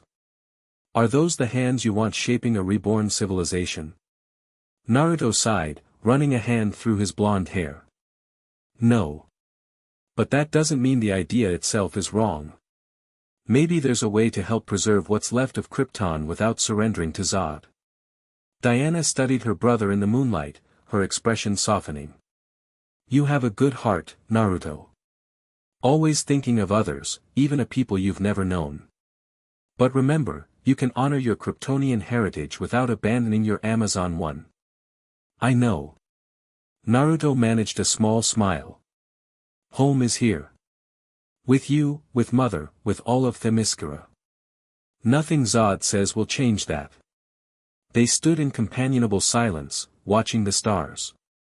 Below them, the city prepared for war, Amazon efficiency evident in every detail from the organized evacuation of non-combatants to the precisely positioned artillery. We should join Mother for the War Council, Diana said finally. The strategists have been analyzing the Kryptonian ship's capabilities based on your experience aboard. They found Hippolyta not in the war room as expected, but in her private study. The queen sat before an ancient chest, its lid open to reveal contents that glowed with soft golden light. Mother? Diana called softly. Hippolyta looked up, her expression grave yet resolved. My children. Come. There is something you should see before tomorrow's battle. They approached as Hippolyta lifted a bundle of cloth from the chest. Unwrapping it carefully, she revealed what appeared to be a suit of armor unlike any on Themyscira. Its material was neither metal nor fabric but something in between, deep blue in color with red accents. At its center was a raised emblem, the same S in a diamond shape that had been on Naruto's baby blanket. This was wrapped around you when you came to us, Hippolyta explained. Not just the blanket as I showed you before, but this as well. I kept it separate, sensing it was more than simple clothing. Naruto stared at the suit with a strange mixture of recognition and unfamiliarity. It's Kryptonian. Yes. And I believe it was meant for you to wear when you came of age. Hippolyta held it out to him. Perhaps that time has come sooner than your parents intended. Naruto took the suit hesitantly.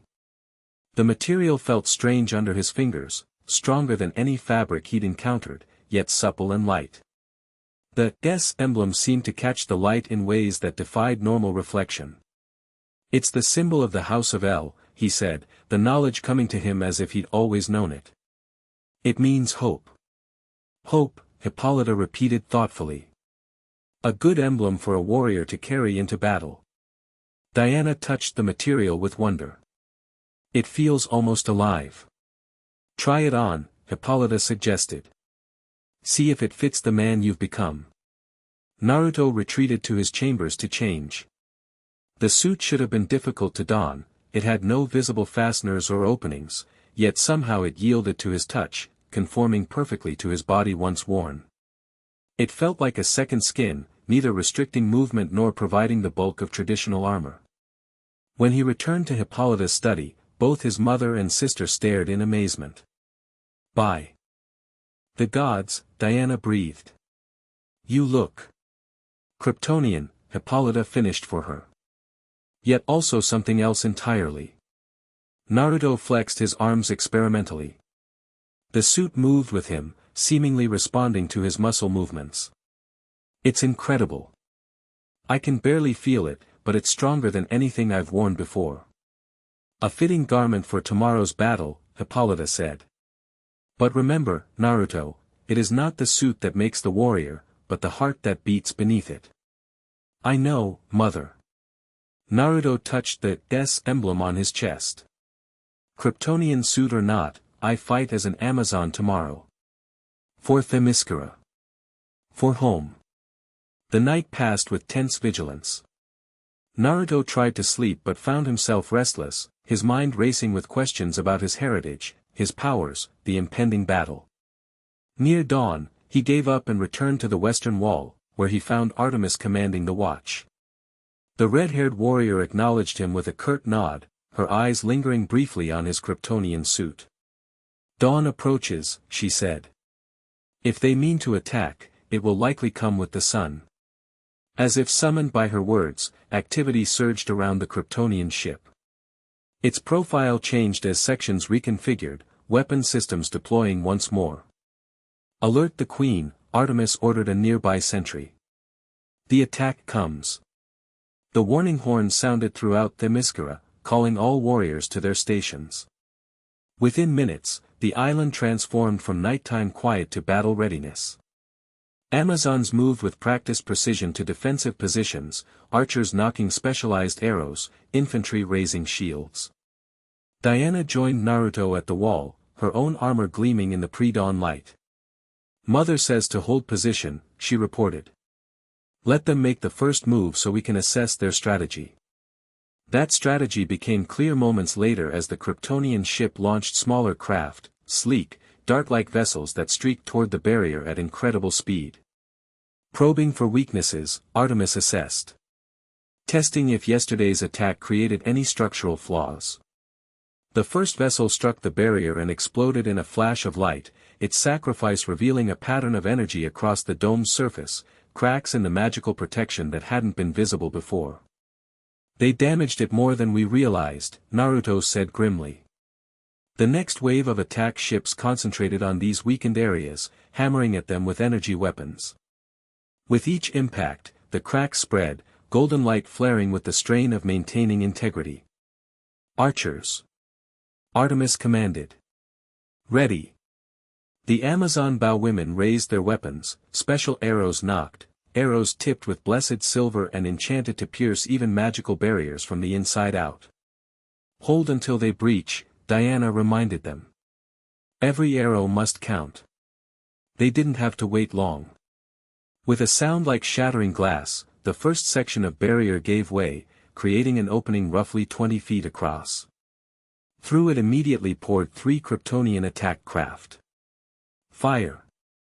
Artemis shouted. 100 arrows arced toward the invaders, many finding their marks. One vessel erupted in flames, spiraling to crash into the sea. Another took damage but continued its approach, smoke trailing from its hull. The third evaded most of the barrage and strafed the wall with energy fire.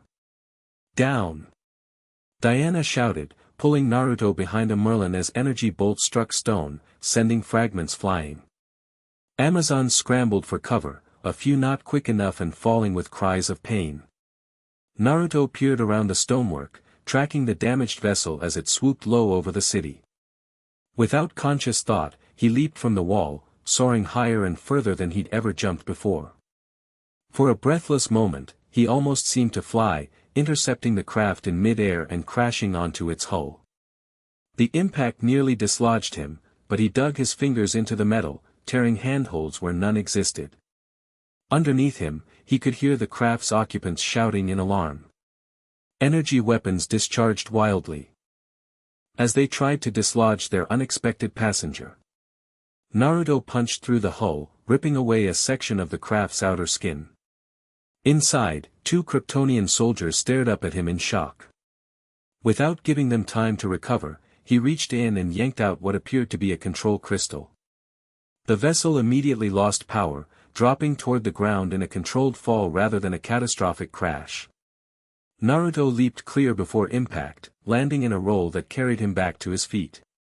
The grounded craft posed no further threat, but the third vessel continued its attack run, now joined by more ships pouring through the widening breach in the barrier. Diana had descended from the wall and now fought beside him, her sword ablur as she engaged Kryptonian soldiers emerging from the downed craft. More breaches opening, she shouted, nodding toward the barrier. They're coming through all around the island. Indeed, the formerly invisible dome now resembled cracked glass, with multiple ruptures appearing as the main ship continued its bombardment. Through each opening came attack craft and transport vessels carrying troops. We need to reach Mother, Naruto decided. The original defensive plan won't hold with this many entry points. They fought their way toward the palace, Diana's sword and Naruto's heat vision clearing a path through increasingly dense Kryptonian forces. The invaders wore armor now, clearly prepared for ground combat after their initial encounter with Naruto. The palace itself had become a focal point of the battle, with Queen Hippolyta personally leading its defense. The monarch fought with the skill of a warrior who had trained for millennia, her sword claiming Kryptonian soldiers with each precise strike. Mother! Diana called as they reached her side. The barrier is failing completely. We need to fall back to the inner defenses. Hippolyta nodded grimly, dispatching another attacker before responding. Antiope is already coordinating the retreat to the temple district. We hold only long enough for the civilian evacuations to complete. A shadow passed overhead, the main Kryptonian ship now hovered directly above the palace, having penetrated the barrier entirely. A beam of light shot down from its underside, materializing into the figures of General Zod and Phaura. Queen of the Amazons, Zod addressed Hippolyta formally. This bloodshed is unnecessary. Surrender the Kryptonian known as Kal-El, and we will depart your shores. Hippolyta's expression remained regal and defiant. We do not surrender our own, General. Not to gods, not to men, and certainly not to you. Then you have chosen destruction, Zod replied coldly. He turned his attention to Naruto. The suit suits you, son of El. Your father would be proud to see you wearing your family's crest, before he would weep to see you waste your heritage defending these primitives. These primitives are my family, Naruto shot back. Something you wouldn't understand, Zod.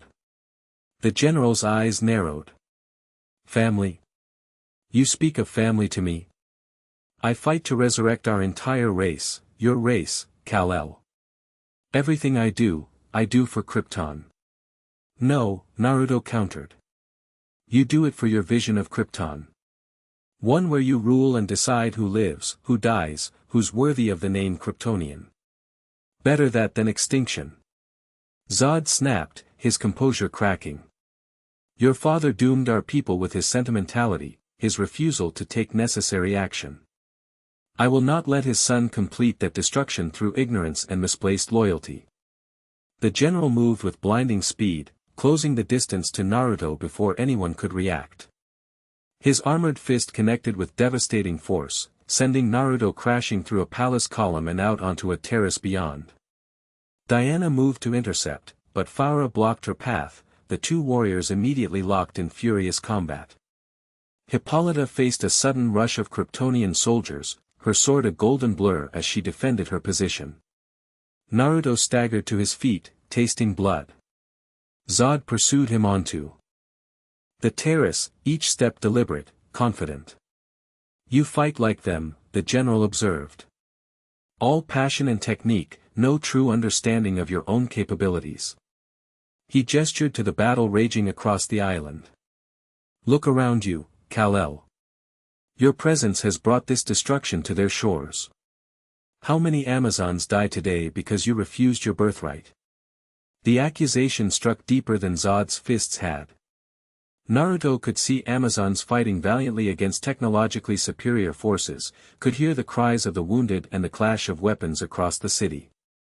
All because of him. This is your doing, not mine, he insisted, though doubt crept into his voice. Is it? Zod pressed his advantage. I offered you the chance to leave peacefully. To fulfill your purpose in rebuilding Krypton. You chose sentiment over duty. Before Naruto could respond, a blur of motion heralded Diana's arrival as she crashed through the palace wall, thrown bodily by Phaura. The Amazon princess rolled to her feet, blood streaming from multiple wounds, but her eyes burned with undiminished determination. Don't listen to him, Naruto, she gasped. He twists everything, tries to use guilt as a weapon. Phaura stalked through the hole Diana's impact had created. Your sister fights well, she told Naruto. But she bleeds so easily. All humans do. Something snapped in Naruto at the casual threat. Heat built behind his eyes, not the controlled beam he had used before but raw power fueled by rage and fear for his family. It erupted in a wide arc, striking Phaura and driving her back through the palace wall. Zod seized the moment of distraction to attack again, but this time Naruto was ready. He met the general's charge with one of his own, the impact of their collision shattering the terrace beneath them. They grappled, evenly matched in raw strength but with Zod's experience giving him a crucial edge. You could be so much more than this, Zod hissed as he forced Naruto to his knees. A god among these insects.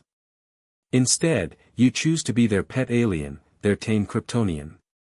Better that, Naruto grunted, straining against the general's grip, than a tyrant who would sacrifice anyone for his vision. With a surge of effort, he broke Zod's hold, following with an uppercut that sent the general flying upward. Naruto leaped after him, the jump carrying him impossibly high, almost as if he were flying. He tackled Zod in mid-air, the two Kryptonians crashing back to Earth with enough force to crater the palace courtyard. Throughout the island, the battle raged unabated. Amazon warriors held their own through skill and determination, but Kryptonian technology and physical prowess were telling advantages. Slowly, the defenders were being pushed back toward the temple district. Hippolyta fought her way to her children's side, her armor dented and bloodied but her spirit unbroken. We cannot win by conventional means, she told them during a brief respite as Zod recovered from Naruto's attack. The Kryptonians are too strong, their weapons too advanced. We need to target their command, Diana suggested. Cut off the head of the snake. Zod won't fall easily, Naruto warned, watching the general rise from the crater, seemingly unfazed by the impact that would have killed any normal being. And as long as he has his ship, he has the advantage. Hippolyta's eyes narrowed thoughtfully. The ship. Yes. She turned to Diana. Take a squadron to the Temple of Hera. The sacred armory beneath holds weapons blessed by the gods themselves. Bring the spear of Athena. Diana nodded, immediately understanding her mother's intent. It can pierce any defense, no matter how strong. Go, Hippolyta urged. Naruto and I will hold Zod here as long as possible. As Diana raced away, gathering Amazon warriors as she went, Zod launched a new attack. This time, he focused on Hippolyta, recognizing her as the Amazon leader. "Your warriors fight well, Queen," he acknowledged, deflecting a strike from her sword with his armored forearm. "But they fight a losing battle. Surrender now, and I will grant them merciful deaths." "Amazons do not surrender," Hippolyta replied, her blade dancing in complex patterns that even Zod's enhanced reflexes struggled to track. "We have faced gods and monsters for thousands of years. You are neither the first nor the most fearsome to threaten our shores." Naruto joined the fight, attacking from Zod's flank. Together, mother and son drove the general back, their coordinated assault temporarily overwhelming even his military training. But Zod was far from defeated. With a burst of speed, he caught Hippolyta's sword arm, twisting viciously until the weapon fell from her grasp. "Mother!" Naruto shouted, redoubling his attack. Hippolyta, even disarmed, was far from helpless. She drove her knee into Zod's side and pulled free of his grip, retrieving her fallen sword in a fluid motion that spoke of millennia of combat experience. "I am fine," she assured Naruto. "Focus on the objective." That objective became clear as Diana returned, leading a squad of Amazons carrying a long, golden spear that glowed with its own light. The Spear of Athena, a weapon forged by Hephaestus and blessed by Athena herself, said to be capable of piercing any defense, no matter how divine or mundane. "The ship," Hippolyta directed. "Target its central power core." Zod, realizing their intent, shouted a command in Kryptonian. Throughout the battlefield, his soldiers began to fall back, retreating toward extraction points where transport vessels waited. The main ship's weapons reoriented, focusing on the temple where Diana and her squad had emerged. "They're targeting the spear," Naruto realized. "Diana."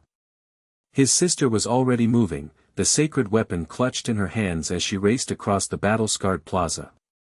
Naruto launched himself toward her, desperate to provide protection from the imminent attack. The ship fired, a beam of devastating energy slicing toward Diana's position. Naruto intercepted it, placing himself directly in its path. The impact sent him crashing to the ground, his Kryptonian suit smoking but intact. Diana didn't break stride, vaulting over her fallen brother and continuing her charge. Amazon archers provided covering fire, forcing Kryptonian soldiers to seek shelter rather than pursue her. "Stop her!" Zod commanded, breaking off his fight with Hippolyta to pursue Diana himself. Naruto struggled to his feet, his body recovering from the energy blast with remarkable speed. He had to give Diana time. Summoning his remaining strength, he tackled Zod from behind, halting the general's pursuit. "Enough!" Zod roared, his patience visibly at an end. He fought with renewed ferocity, each blow precise and devastating. "You choose them over your own kind. Over Krypton itself." "I choose what's right," Naruto replied, blocking a strike that would have crushed a normal opponent's skull. "Something you forgot long ago, General." Their fight carried them across the plaza, through ruined columns and over fallen statuary. Naruto found himself driven back by Zod's superior skill and experience, but he refused to yield, each painful blow reinforcing his determination to protect his home. Diana, meanwhile, had reached her target point, a high temple roof with clear line of sight to the Kryptonian ship's underside. Amazons formed a protective ring around her, holding off attackers as she took careful aim with the Spear of Athena. "For Themyscira," she whispered, and threw. The spear streaked upward, a golden comet against the darkened sky. It struck the ship's hull and, true to legend, passed through the seemingly impenetrable material as if it were parchment. A moment later, blinding light erupted from the wound, followed by a series of secondary explosions rippling across the vessel's surface. Zod's head snapped up at the first explosion, his face contorting with rage and disbelief. "No!" The ship listed dramatically, emergency systems failing as its power core destabilized. Kryptonian soldiers on the ground began to retreat in earnest now, racing toward remaining transport vessels. "You've doomed us all," Zod snarled at Naruto, his composure completely shattered. "That ship contained the last hope of rebuilding Krypton." "You're wrong," Naruto replied. "Hope isn't in a ship or a codex. It's in people, in what we build together, not what we destroy to get our way." With a howl of fury, Zod launched a final, desperate attack. His fists hammered Naruto with blinding speed, driving him backward until his back hit a marble column. The general's eyes glowed red as he prepared to unleash his own heat vision at point-blank range. "Die with these humans you love so much." The heat beam erupted from Zod's eyes, but Naruto twisted aside at the last possible moment. The beam cut through the column behind him, sending the massive stone cylinder toppling toward a group of wounded Amazons being tended by healers. Without hesitation, Naruto abandoned his fight with Zod, diving to catch the falling column before it crushed the injured warriors. The weight was tremendous, testing even his Kryptonian strength, but he held it long enough for the Amazons to scramble clear. As he strained under the burden, Zod appeared before him, contempt written across his features. "Sentiment. Always your weakness." "No," came Diana's voice from behind him. "It's his strength." Before Zod could turn, the point of an Amazon sword erupted from his chest. Diana twisted the blade savagely, her expression grim but determined. "For Themyscira," she hissed in his ear. Zod staggered, genuine shock on his face as he looked down at the blade protruding from his chest. "Impossible," he gasped. "No human weapon can, blessed by Hephaestus himself," Diana informed him coldly. "God-forged metal tempered in the river Styx. There are some primitive weapons even Kryptonians should fear, General." Above them, the damaged ship had begun its final descent, systems failing catastrophically as it lost altitude. The remaining Kryptonian forces were in full retreat, evacuating on the few transport vessels still functional. Zod fell to his knees, blood streaming from the wound in his chest. Even with his Kryptonian resilience, the god-forged weapon had inflicted mortal damage. "Krypton," he whispered, reaching toward Naruto with a bloodied hand. "Don't let it die. Don't let our world be forgotten." Despite everything, Naruto felt a pang of something like pity for the general. "I won't," he promised. "But not your way, Zod. Never your way." The general's hand fell, his eyes dulling as life left them. In death, his face seemed almost peaceful, as if some burden had finally been lifted. Diana placed a hand on her brother's shoulder. "It's over." "For now," Naruto agreed, watching as the Kryptonian ship crashed into the sea beyond Themyscira's shores, sending up a massive plume of water and steam.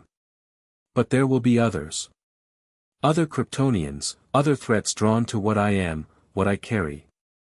And Themyscira will face them together," came Hippolyta's voice as the queen joined them. She surveyed the battlefield, where Amazon warriors were already tending their wounded and securing Kryptonian prisoners. "As we have always faced threats to our home." Naruto looked around at the devastation, broken columns, shattered buildings, wounded warriors. "This happened because of me," he said quietly.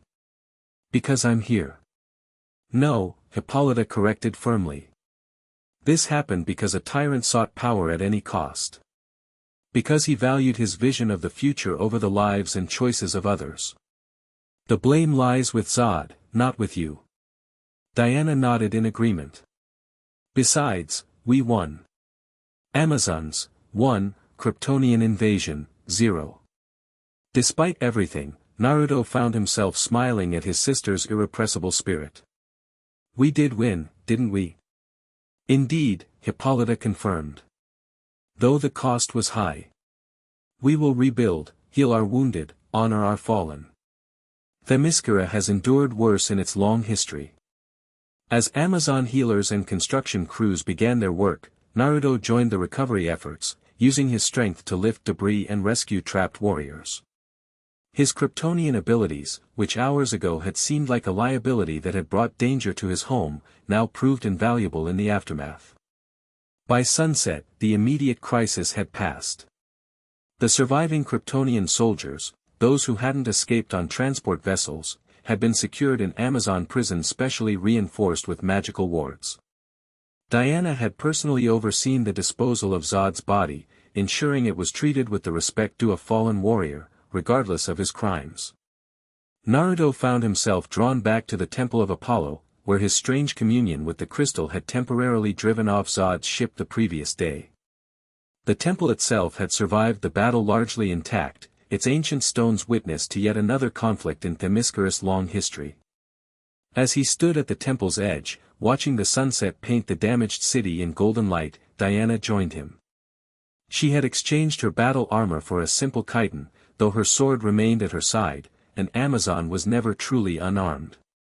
Mother has called a council meeting for tomorrow, she informed him. To discuss reconstruction, and your status. Naruto tensed. My status? Don't worry, Diana added quickly, seeing his expression. Not in a bad way. After today, no one questions your place here. You fought for Themyscira as fiercely as any Amazon born. But there are implications to what we've learned. The Codex, Naruto said, understanding immediately. The genetic template of the Kryptonian race, supposedly encoded in my cells. Yes. And the fact that others might come looking for it, as Zod did. Naruto sighed, running a hand through his hair, a gesture he had picked up from human sailors they occasionally rescued from storms. I've been thinking about that. About what it means, what responsibility it places on me. And I think Zod was right about one thing, I do have a duty to preserve what's left of Krypton. Not as he wanted, not by conquest or forced genetic harvesting, but by remembering. By learning. By carrying forward the best of that world while embracing the best of this one. Diana nodded thoughtfully. That sounds very much like what your father intended, from what his hologram said. To bridge two worlds. Exactly. Naruto gestured to the Kryptonian suit he still wore. I am Kryptonian by birth, Amazon by raising. Maybe I'm meant to be both, not choose between them.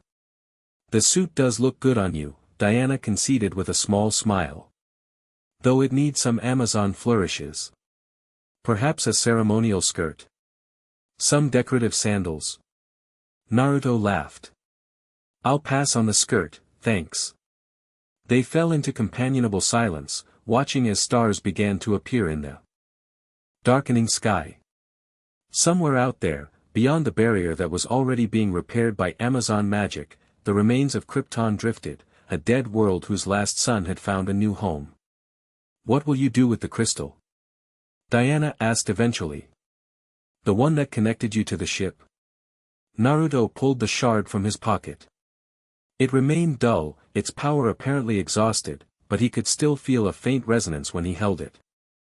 I don't know. Keep it, I guess. Study it. Maybe it will recharge over time.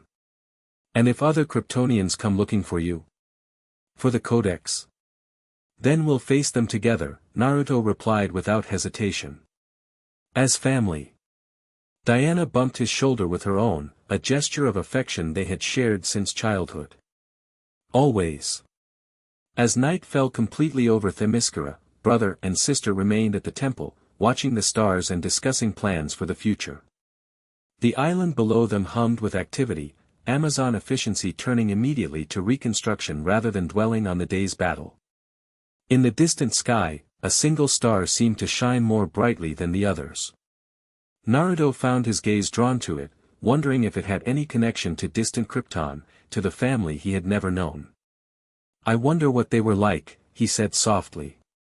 My birth parents. What they hoped I would become. Diana followed his gaze to the star. I think they would be proud, she said simply. You honored their sacrifice today. You chose life over destruction, cooperation over conquest. That seems like something worth crossing the stars to preserve. Naruto nodded, drawing comfort from her words. Whatever the future held, whatever other Kryptonians might come seeking the Codex, whatever challenges his dual heritage might bring, he faced it not alone but with a family and home that had chosen him as surely as he had chosen them. He was Naruto of Themyscira, last son of Krypton, first son of the Amazons. Both identities, both legacies, would guide his path forward. "Come on," Diana said, rising to her feet. "Mother will be wondering where we are. And after a battle like today's, there's sure to be a feast. Even Artemis might crack a smile." "Now that I'd pay to see," Naruto replied with a grin, following his sister back toward the palace. Behind them, the bright star seemed to twinkle once, as if in acknowledgement or blessing, before settling back among its countless companions in the night sky over Themyscira. Chapter 3, God Killer, World Builder. 6 months after Zod's defeat, Themyscira had largely recovered. New columns rose where old ones had fallen, wounds healed, and life resumed its ancient rhythms, with one significant difference. The island's only male resident now openly embraced both his Amazon upbringing and his Kryptonian heritage. Naruto hovered 10 feet above the training ground, arms crossed, a challenging grin on his face as Diana circled below.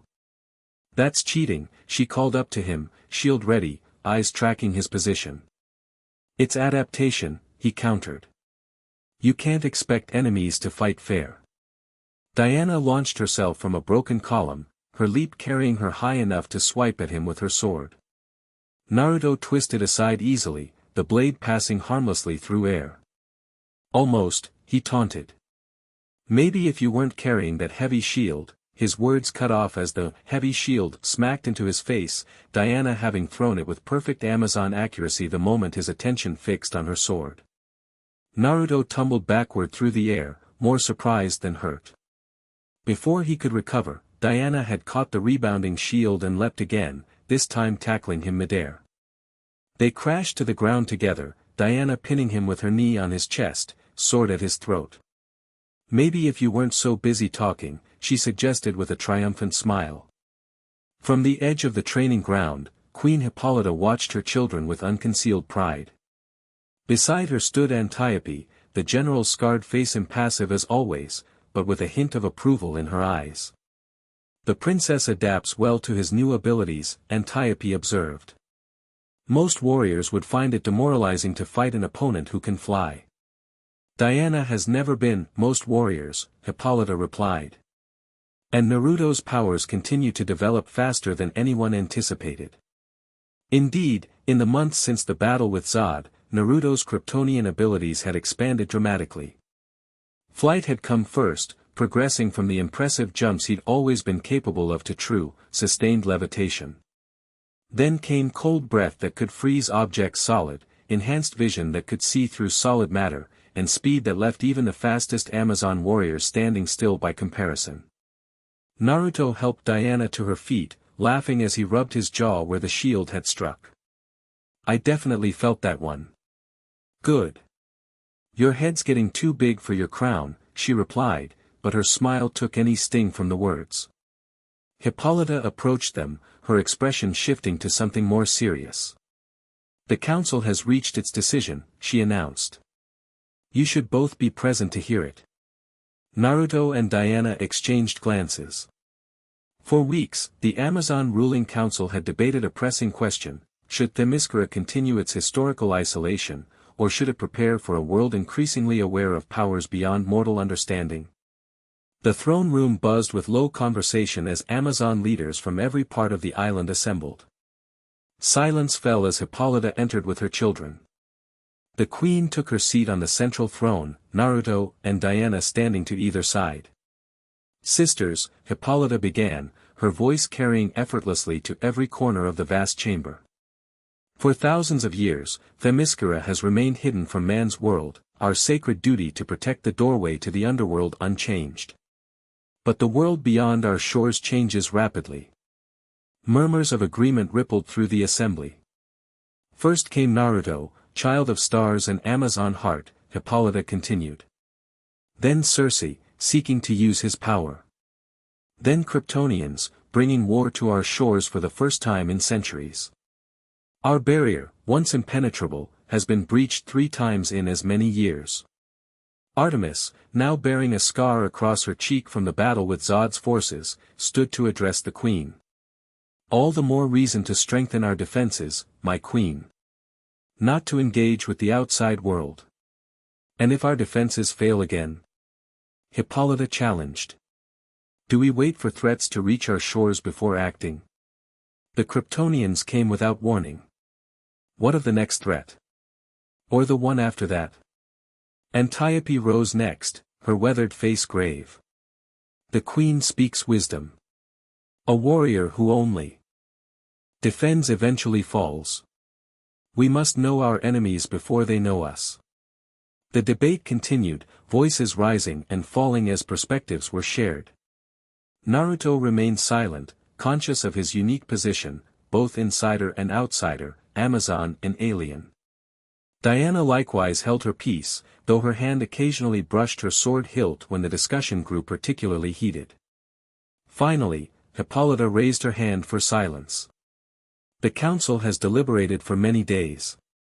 We have consulted our oracles, our historians, and our military leaders. Our decision is this: Themyscira shall remain hidden, but we shall establish eyes and ears in the world of men. She turned to Diana and Naruto. My daughter, my son, the council names you emissaries of Themyscira. You will venture beyond our shores, learn of the world's developments, and be our first line of warning against threats that might reach us. The announcement sent a jolt through Naruto. Leave Themyscira. He had never set foot beyond the island's shores, never seen the world that had apparently changed so much since the Amazons withdrew from it. Diana's reaction was more measured but no less intense. Mother, you've always said man's world is unworthy of Amazon presence. What's changed? Everything, Hippolyta replied simply. And nothing. Man's world remains corrupt and violent, but now it also contains powers that rival the gods themselves. Kryptonians. Metahumans. Whispers of Atlantis stirring beneath the waves. We can no longer afford ignorance, even protective ignorance. Naruto found his voice. When would we leave? For how long? As soon as you are prepared, Hippolyta said. And for as long as necessary. You will establish a base of operations in man's world, learn its ways, monitor its threats. You will return to Themyscira regularly to report your findings. The reality of the mission sank in. This wasn't a brief expedition but a fundamental change, becoming bridges between Themyscira and the outside world. Diana bowed formally to her mother. We accept this honor and responsibility. Naruto followed suit, though his mind raced with implications. The world beyond Themyscira was as alien to him as Krypton itself. What would they find there? How would people react to a man with his powers? The council session ended with practical matters, resources they would take, communication methods, emergency protocols. Through it all, Naruto remained distracted, his thoughts turning to what leaving Themyscira would mean. Later, as they walked along the cliffs overlooking the sea, Diana finally addressed his silence. You're afraid. It wasn't a question, and Naruto didn't treat it as one. Aren't you? We've spent our whole lives on this island. Everything we know is here. That's exactly why we need to go, Diana replied. What good are defenders who know nothing of what they defend against? Besides, I've always wanted to see the world beyond our shores. It's not the going that worries me, Naruto admitted. It's who I'll be out there. Here, I'm Naruto of Themyscira. Everyone knows me, knows what I can do. Out there. Out there, you'll still be you, Diana said firmly. Brother to an Amazon princess, son of Queen Hippolyta, last Kryptonian of the House of El. Your identity doesn't change just because your location does. Her words helped, but doubts lingered. The next days passed in a whirlwind of preparation. Io crafted special armor for them both, Diana's traditional Amazon design but reinforced for the unknown challenges ahead, Naruto's a blend of Kryptonian and Amazon styles that honored both his heritages. The crystal shard from his pod, dormant since the battle with Zod, was secured in a protective amulet around his neck. Though it showed no signs of power, Naruto couldn't bring himself to leave it behind. The night before their departure, Hippolyta summoned them to her private chambers. Rather than her usual regal attire, the queen wore a simple white chiton, her hair loose around her shoulders. She looked not like a monarch but like a mother saying goodbye to her children. "I have gifts for you both," she said, opening an ancient chest. "Things I had hoped never to share, but that circumstances now demand." For Diana, she withdrew a magnificent sword unlike any in the Amazon armory. Its blade seemed to drink in light rather than reflect it, and strange symbols ran along its length. "The God Killer," Hippolyta explained. "Forged by Hephaestus himself at Zeus's command. It can wound even immortal flesh." Diana took the weapon reverently, testing its perfect balance. "I've heard stories of this blade since childhood. I never thought to wield it myself." "May you never need to," Hippolyta replied grimly. She turned to Naruto, lifting from the chest what appeared to be a simple silver bracelet. "And for you, my son, a gift with dual purpose." Naruto accepted the bracelet, studying the intricate patterns etched into its surface. "It contains 2 enchantments," Hippolyta explained. "The first masks your full power from casual observation, allowing you to move among humans without drawing unwanted attention. The second—" She hesitated. "The second is a beacon that will guide you home, should you ever lose your way." The subtext was clear. The queen worried about forces in the outside world that might turn Naruto away from his Amazon values, might try to use his Kryptonian powers for their own ends. "I won't forget who I am," Naruto promised, sliding the bracelet onto his wrist. It adjusted instantly to fit perfectly, the silver warm against his skin. Hippolyta embraced them both, her usual regal composure cracking just enough to reveal the mother beneath the queen. "The world of men is complicated, deceptive, often cruel," she warned. "Trust your training, trust each other, and remember that Themyscira remains your home, no matter how far you travel."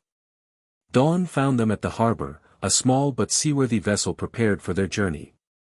Unlike traditional Amazon ships, this one incorporated elements salvaged from Kryptonian vessels down during Zod's attack, enhancements to make it faster, more resilient, and harder to detect. The entire island had gathered to see them off. Antiope presented them with final gifts, maps of the known world, though she warned that much would have changed since the Amazons last updated their knowledge. Artemis, her initial skepticism of Naruto long since replaced by grudging respect, offered each of them a dagger of her own crafting. "For when subtlety matters more than power," she explained. Finally, Hippolyta stepped forward for the formal farewell. "Diana, Princess of Themyscira, Naruto of the House of L, I charge you as queen and as mother, go forth with courage, return with wisdom, and carry always the spirit of Themyscira in your hearts." The traditional Amazon farewell followed, weapons striking shields in rhythmic salute, voices raised in ancient blessing. As their ship slipped beyond the harbor and through the magical barrier that had protected them their entire lives, Naruto and Diana stood side by side at the bow, watching Themyscira shimmer and fade from view. "It's strange," Diana said softly.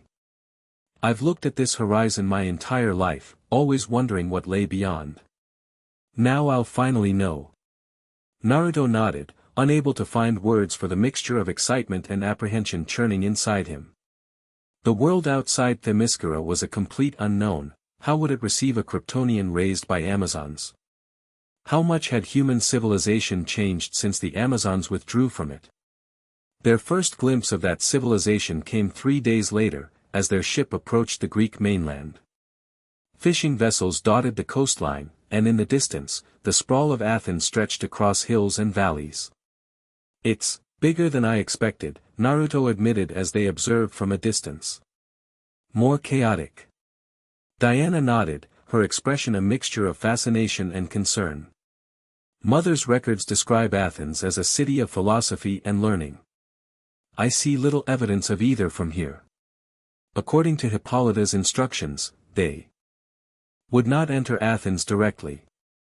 Instead, they made for a smaller port where an Amazon ally, a descendant of Amazons who had chosen to leave Themyscira centuries ago, would help them adjust to modern society. The woman who met them at the harbor looked nothing like an Amazon warrior. Sophia Papadopoulos was in her 60s, short and round, with shrewd eyes that evaluated them quickly as they disembarked. "So these are Hippolyta's emissaries," she said in Greek, looking them up and down. "A princess and a Kryptonian. The queen never did believe in subtle approaches." Naruto blinked in surprise. "You know what I am?" "I know many things," Sophia replied cryptically. "Come. This harbor is no place for private conversation." She led them to a modest villa overlooking the sea, its grounds protected by high walls and, Naruto suspected, more than just physical security measures. Inside, the blend of ancient and modern was jarring, classical Greek architecture housing computers, television screens, and communication equipment that hummed with activity. "Welcome to Outpost Athena," Sophia announced. "One of 12 Amazon monitoring stations worldwide. We've been watching humanity's progress for centuries, though always from a distance. Until now." She gestured for them to sit at a large table covered with what appeared to be newspapers, photographs, and printed reports. "Hippolyta has explained your mission," she continued briskly. "But before you can monitor threats, you need to understand the world you're monitoring. Lesson 1, humanity has advanced technologically but regressed spiritually. They've forgotten the gods, forgotten magic, forgotten most of what Amazons consider fundamental truths." Diana picked up one of the newspapers, her brow furrowing as she scanned the headlines. "Wars. Still. After thousands of years." "Always," Sophia confirmed grimly. "Different reasons, different weapons, same results. But that's not what concerns us most." She activated a wall-mounted screen showing images that made both Naruto and Diana lean forward in shock, a man in a red cape lifting an airplane, a woman deflecting bullets with metal bracelets not unlike Amazon gauntlets, a green-skinned figure phasing through solid matter. "Metahumans," Sophia explained. "Individuals with powers beyond normal human capability. Some from alien origins," she glanced meaningfully at Naruto, "others from scientific accidents, magical artifacts, or unknown sources. Their numbers grow each year." "Are they threats?" Naruto asked, studying the images. "Some are. Others protect. Many simply exist, trying to understand their own abilities." Sophia changed the display to show a map marked with glowing points of various colors. "What concerns us is the pattern of emergence. Clusters forming in specific locations, often corresponding with sites of ancient power." Diana's eyes narrowed. "You suspect divine intervention." "We suspect many things," Sophia answered carefully. "Including the possibility that someone or something is deliberately manipulating the emergence of these powers for their own purpose." The implications hung heavy in the air. If some entity was orchestrating the appearance of metahumans, the threat could extend far beyond mortal conflicts. "Your immediate mission," Sophia continued, "is information gathering. Observe but do not engage unless absolutely necessary. Establish your cover identities, learn the patterns of modern society, and report any significant findings." She handed them each a folder containing documents, passports, identification cards, credit cards, and detailed backstories. "Diana Prince," Diana read from her passport. "Archaeological consultant." Naruto L., Naruto read from his. "Freelance photographer." He looked up questioningly. "Your cover identities are designed to give you maximum flexibility of movement while explaining your interest in sites of historical or unusual activity," Sophia explained. "Diana's expertise in ancient cultures is genuine, and photography allows you to observe without seeming suspicious." The next weeks passed in a blur of information and adaptation. They learned modern languages, technology, social customs, and political landscapes. Naruto discovered the need to carefully control his powers in public. Humans, it seemed, reacted with fear to displays of superhuman ability. Diana struggled more with social constraints, particularly the diminished status of women in many parts of the world. Their first field assignment came sooner than expected. Reports of unusual energy signatures in Egypt, near the ancient temple complex of Karnak, had drawn Sophia's attention. The patterns match what we've observed at other sites of metahuman emergence, she explained, showing them satellite imagery of the area.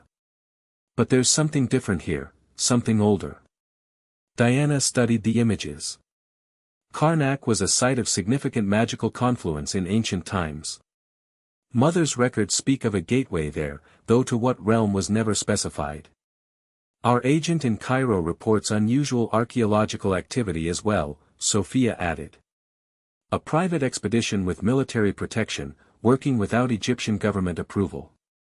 Sounds like something worth investigating, Naruto said. 2 days later, they arrived in Luxor under their cover identities, Diana as a consulting archaeologist invited to examine recent findings, Naruto as her photographer cousin documenting the expedition. The heat hit them immediately as they disembarked from the small plane, dry and intense compared to Themyscira's temperate climate. I don't think the humans are supposed to look that red, Diana murmured, nodding toward sweating tourists stumbling from the terminal. Good thing we're not human, Naruto replied quietly. His Kryptonian physiology made him virtually immune to temperature extremes, while Diana's Amazon resilience gave her similar protection. Their contact, an actual archaeologist named Dr. Hassan who collaborated with the Amazon network, met them at the airport.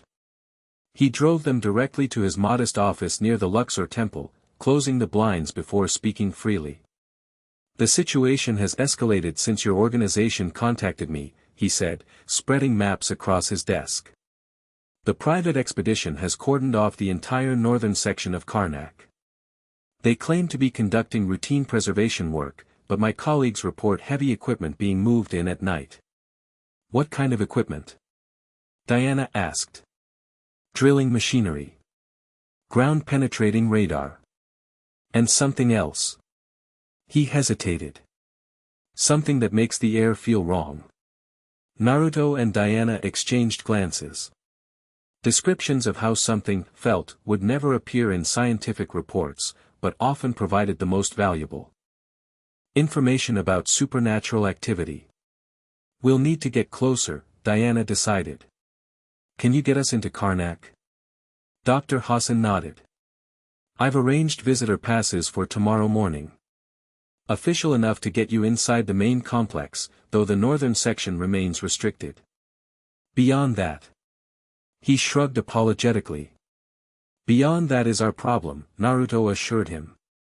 That night, from their hotel balcony, they observed Karnak in the distance.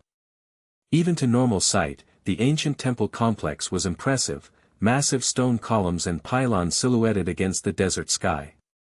But with Naruto's enhanced vision, more details emerged. There's definitely activity in the northern section, he reported, his eyes penetrating the darkness. Guards with military-grade weapons. Excavation equipment. And. He frowned, focusing more intently. Some kind of device being assembled over what looks like a chamber beneath the temple floor. Can you see who's in charge?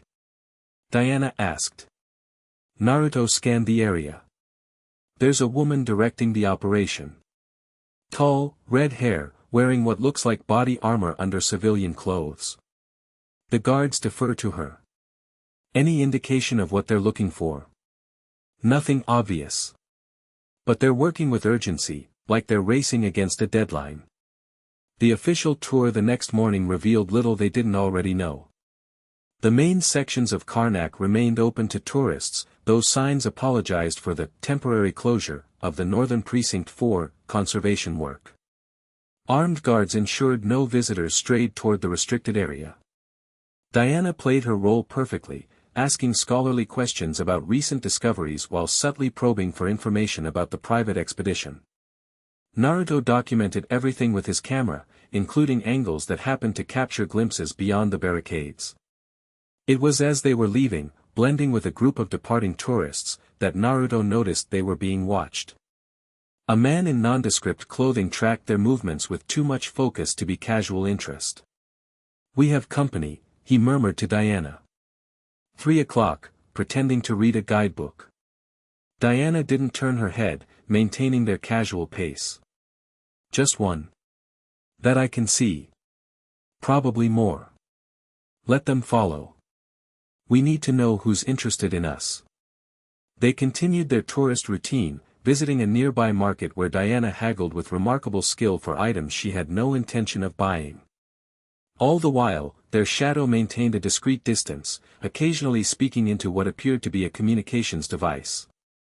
As evening approached, they deliberately chose a route back to their hotel that passed through quieter streets, giving their follower an opportunity to make his move. He didn't disappoint. As they turned down a narrow alley, a shortcut according to their map, 3 men stepped out to block their path. Their original shadow appeared behind them, closing the trap. Diana Prince. Naruto L, the leader addressed them in English. Our employer would like a word. Diana tilted her head innocently. Your employer? I'm afraid we haven't had the pleasure of an introduction. That's why she'd like a word, the man replied with forced patience. If you'll come with us. And if we decline? Naruto asked. The man's jacket shifted enough to reveal a holstered weapon. That would be unfortunate. For everyone. Diana sighed theatrically. Very well. Lead the way. The men escorted them to a luxurious hotel on the Nile's east bank, far more opulent than their own accommodations. They were led through the lobby to a private elevator, which ascended to the top floor. The suite they entered offered spectacular views of the Nile and the Valley of the Kings beyond. Standing at the window, back to them, was a woman with striking red hair that matched Naruto's description from the previous night. Ms. Prince. Mr. L, she said without turning.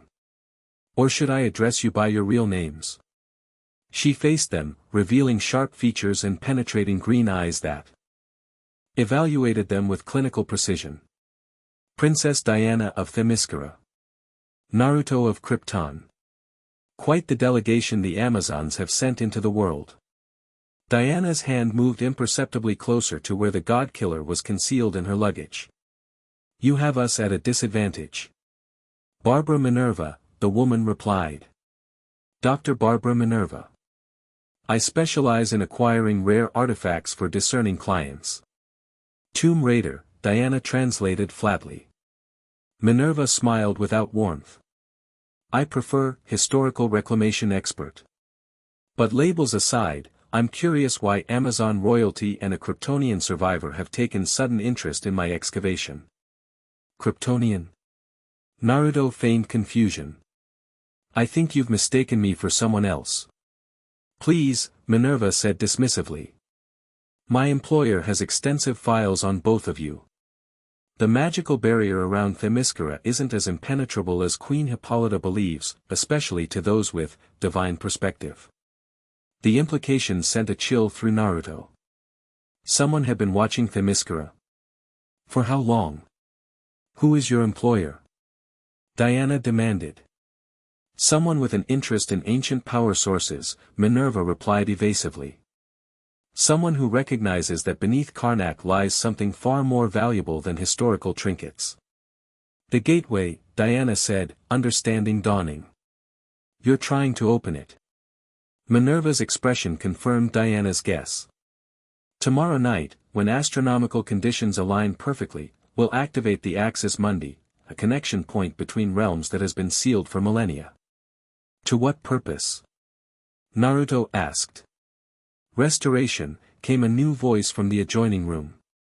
A man stepped into view, tall, distinguished, with silver at his temples and an aura of absolute authority. Restoration of proper order. Diana tensed visibly. Who are you? In this form, you may call me Armand Delamater, the man replied with a slight smile. Though I've had many names throughout human history. Currently, I serve as CEO of Delamater Industries, specializing in advanced weapons development. Something about the man set Naruto's nerves on edge. Not threat exactly, the man appeared unarmed and physically unremarkable, but a sense of wrongness, as if reality itself bent slightly around him. You still haven't explained why you're opening a gateway, Diana pressed. Delamater spread his hands in a gesture of openness. The world has fallen out of balance. Humans have forgotten their place in the cosmic hierarchy. Metahumans and aliens, his eyes flicked briefly to Naruto, further complicate an already chaotic situation. The gateway will allow forces of divine order to enter this realm and restore proper hierarchy. The diplomatic words couldn't disguise the threat beneath them. Whatever was coming through that gateway, it wasn't coming in peace. And what place do Amazons have in this proper hierarchy? Diana asked, her voice dangerously calm. A respected one, Delamater assured her. Your people have always understood divine authority. In the new order, Themyscira would retain its autonomy, perhaps even expand its influence, under appropriate guidance, of course. And those who don't accept this new order? Naruto questioned. Delamater's smile never wavered. Change is always difficult for some. But ultimately, resistance would be impractical. The threat was clear now. Conquest disguised as restoration. Divine tyranny masquerading as cosmic order. I invited you here, Delamater continued, to offer Themyscira, and you personally, a place of honor in what comes next. Your combat abilities, combined with your Kryptonian allies' power, would be valuable assets in the transitional period. You're recruiting us, Diana said flatly. To help subjugate humanity. To help elevate it, Delamater corrected smoothly. To protect it from its own worst impulses. Surely thousands of years of Amazon observation have shown you how desperately humans need guidance. The argument was insidious precisely because it contained elements of truth. Diana and Naruto had seen enough of the modern world to recognize its flaws, its capacity for self-destruction. And if we decline your generous offer? Diana asked. Then you may observe tomorrow night's event as honored guests, Delamater replied. Though I hope you'll reconsider once you witness the power that emerges. He checked his watch. For now, I must return to the final preparations. Dr. Minerva will ensure you're comfortable until then. He exited with the casual confidence of someone unused to being refused. Minerva gestured to comfortable seating arrangements. You'll stay here tonight as our guests, she informed them. My men will retrieve your belongings from your hotel. Prisoners, you mean, Naruto corrected. Minerva shrugged. A matter of perspective. You're free to move about the suite. The doors and windows, however, are secured with both conventional and unconventional measures. She glanced meaningfully at Naruto. Even Kryptonian strength won't break them without causing a scene that would endanger innocent bystanders in this hotel. She left them with 2 armed guards posted by the suite's entrance. As soon as the door closed, Diana moved close to Naruto, speaking in their private childhood dialect. What did you sense from him? She asked quietly. Power, Naruto replied in the same language. Hidden, but massive. Like heat behind a wall, you can't see it, but you know it's there, ready to burn through. Diana nodded grimly. I felt it too. No mortal man has that aura. She hesitated. I think we're dealing with a god. Possibly Ares. The name sent a chill through Naruto. Ares, god of war, ancient enemy of the Amazons.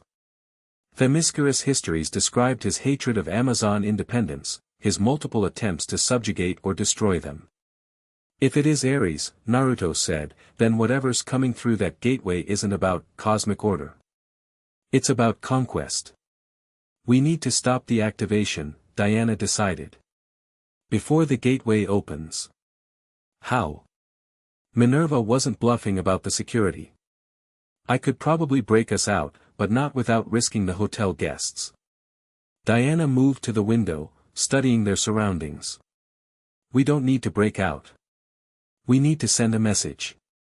She reached into her pocket and withdrew what appeared to be an ordinary compact mirror. Opening it revealed not makeup but a complex crystal arrangement similar to Kryptonian technology. Amazon communication device, she explained. Short range but powerful. If I can align it properly, I can send a message to Sophia's network. While Diana worked with the device, Naruto surveyed the suite using his various enhanced vision modes. X-ray revealed the building's structure, thermal showed the guards' positions, and electromagnetic detection identified the security systems Minerva had mentioned. You were right about the defenses, he told Diana. Conventional electronic security, plus something else, energy patterns I've only seen in Amazon magical wards. Ares would have access to divine magic, Diana replied without looking up from her work. Or knowledge of how to replicate it. The night passed tensely, with Naruto and Diana taking turns monitoring the guards while appearing to sleep. By morning, Diana had successfully sent their warning to Sophia's network, though whether help would arrive in time remained uncertain. Minerva returned shortly after dawn, accompanied by a woman pushing a cart laden with breakfast. I trust you slept well, she said, clearly not caring whether they had. We depart for Karnak in 1 hour. Mr. Delamater thought you might appreciate witnessing the final preparations. How considerate, Diana replied dryly. As they prepared to leave, Naruto noticed a subtle change in Diana's demeanor, a shift from diplomatic princess to warrior ready for battle. Her hands moved through the motions of donning armor, though she wore only modern clothing. Ancient habits preparing for modern conflict.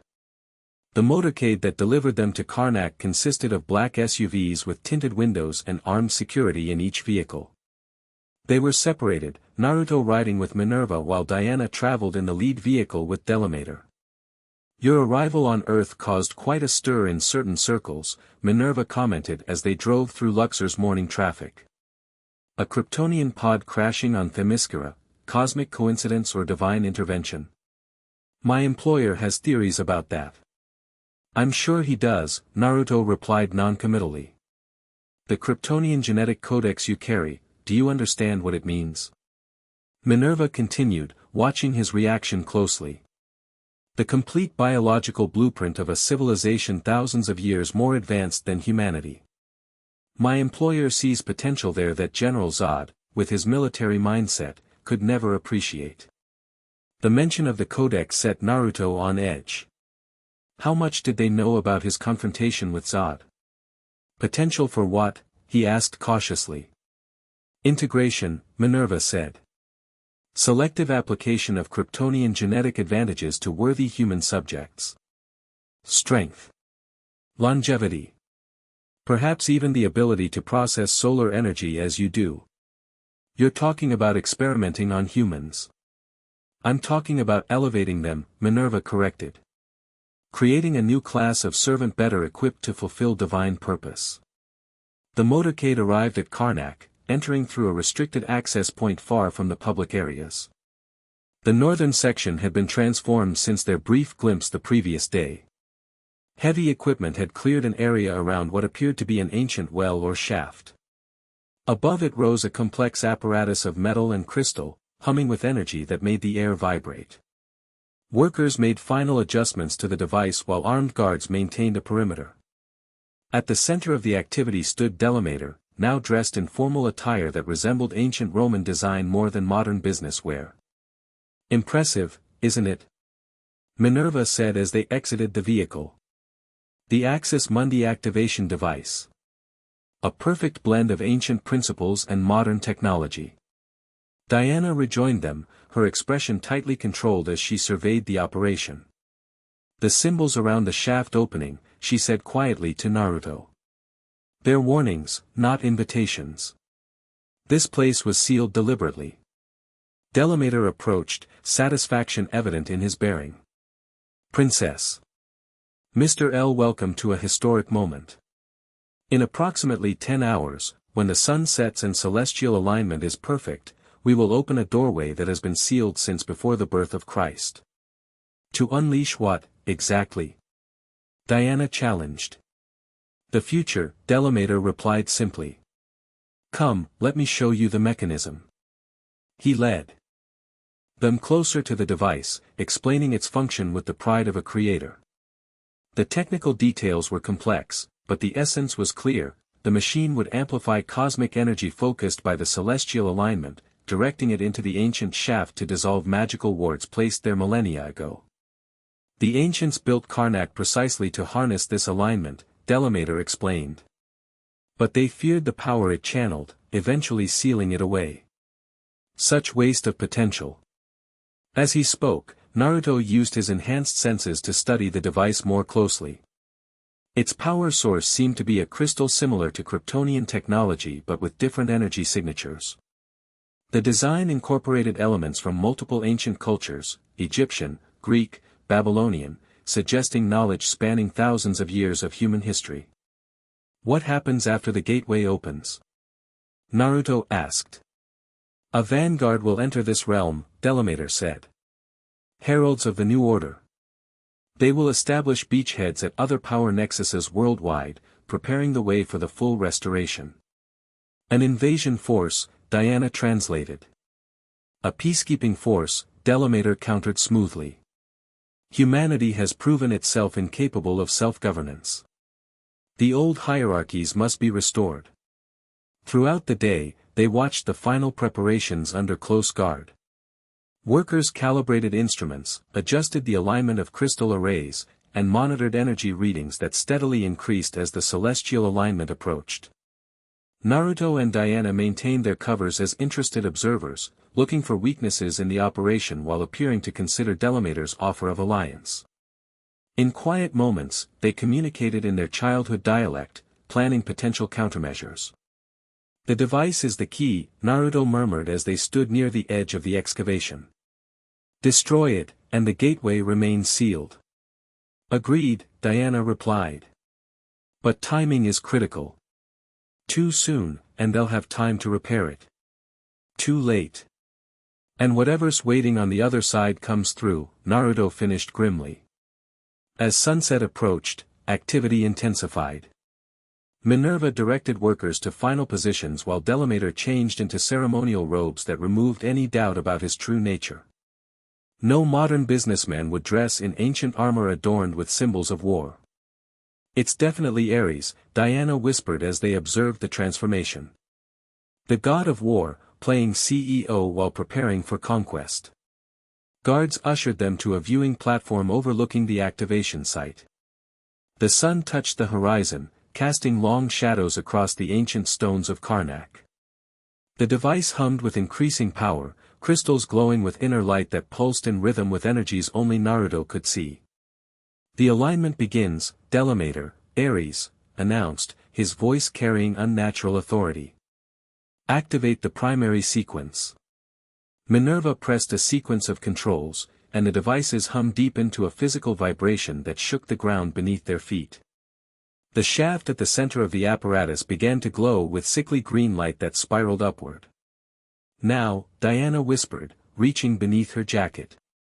In one fluid motion, she drew a concealed blade, not the god killer, which had been taken when they were captured, but the dagger Artemis had given her. She hurled it with perfect accuracy toward the control panel Minerva operated.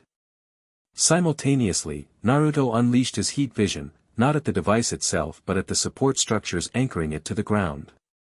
Metal superheated instantly, warping and melting away from ancient stone. Chaos erupted immediately. Guards opened fire while Minerva shouted commands to stabilize the device. Ares turned toward them, his human disguise falling away like smoke to reveal gleaming black armor and a face twisted with godly rage.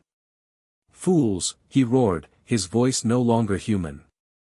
You cannot stop what comes. Diana vaulted from the platform, landing in a combat roll that carried her past the first line of guards. Naruto took to the air, using his flight ability openly now as he targeted the device's power conduits with precision heat blasts. The device shuddered, energy discharges arcing wildly as systems failed. But the gateway process had already begun, the green light from the shaft intensified, forming a swirling vortex that expanded upward. Ares raised his hand, and darkness coalesced into a massive war hammer. Thousands of years I've waited for this moment, he snarled. No Amazon or alien abomination will deny me now.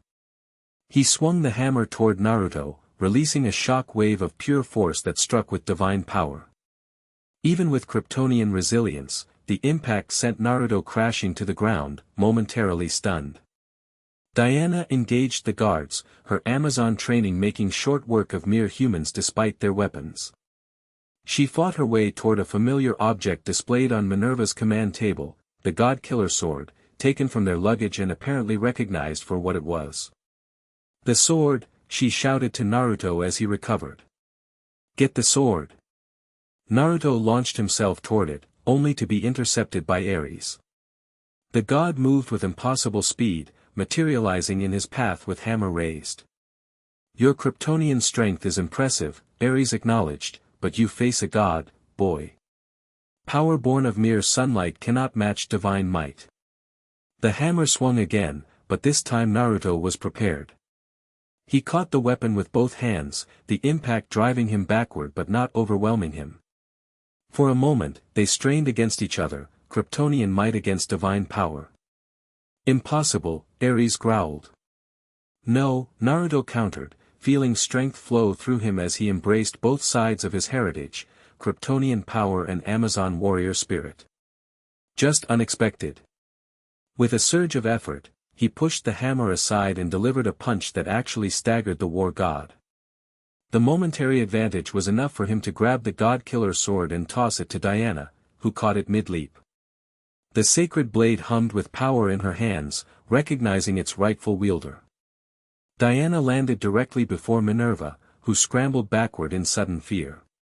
"Shut it down," Diana demanded, the sword's edge gleaming with divine purpose. "I can't," Minerva admitted, genuine terror in her voice. "The process is self-sustaining now. The gateway is opening regardless of what we do." Indeed, the swirling vortex had expanded, its green light casting everything in sickly illumination. Through it, shadowy figures could be seen moving, pressing toward the opening between worlds. Ares laughed, the sound like metal scraping stone. "You're too late. My brothers come.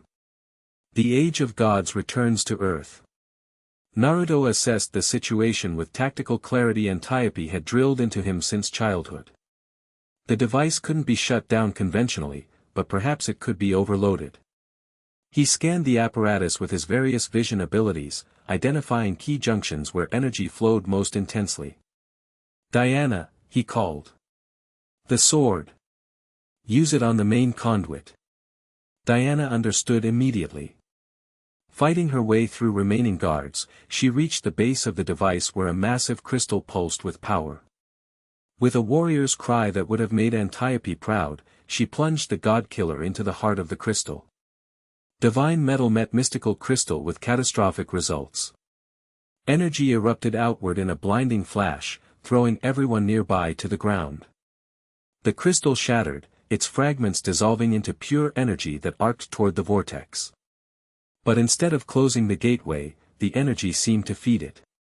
The vortex expanded further, the shadowy figures beyond growing more distinct, armored warriors bearing weapons of divine craftsmanship. Ares' vanguard, preparing to enter the human world. "What have you done?" Ares demanded, genuine confusion in his voice. "You've accelerated the process."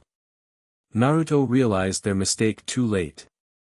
The device wasn't opening the gateway, it was controlling it, limiting its size and scope. By destroying it, they had removed the constraints, allowing the gateway to expand unchecked.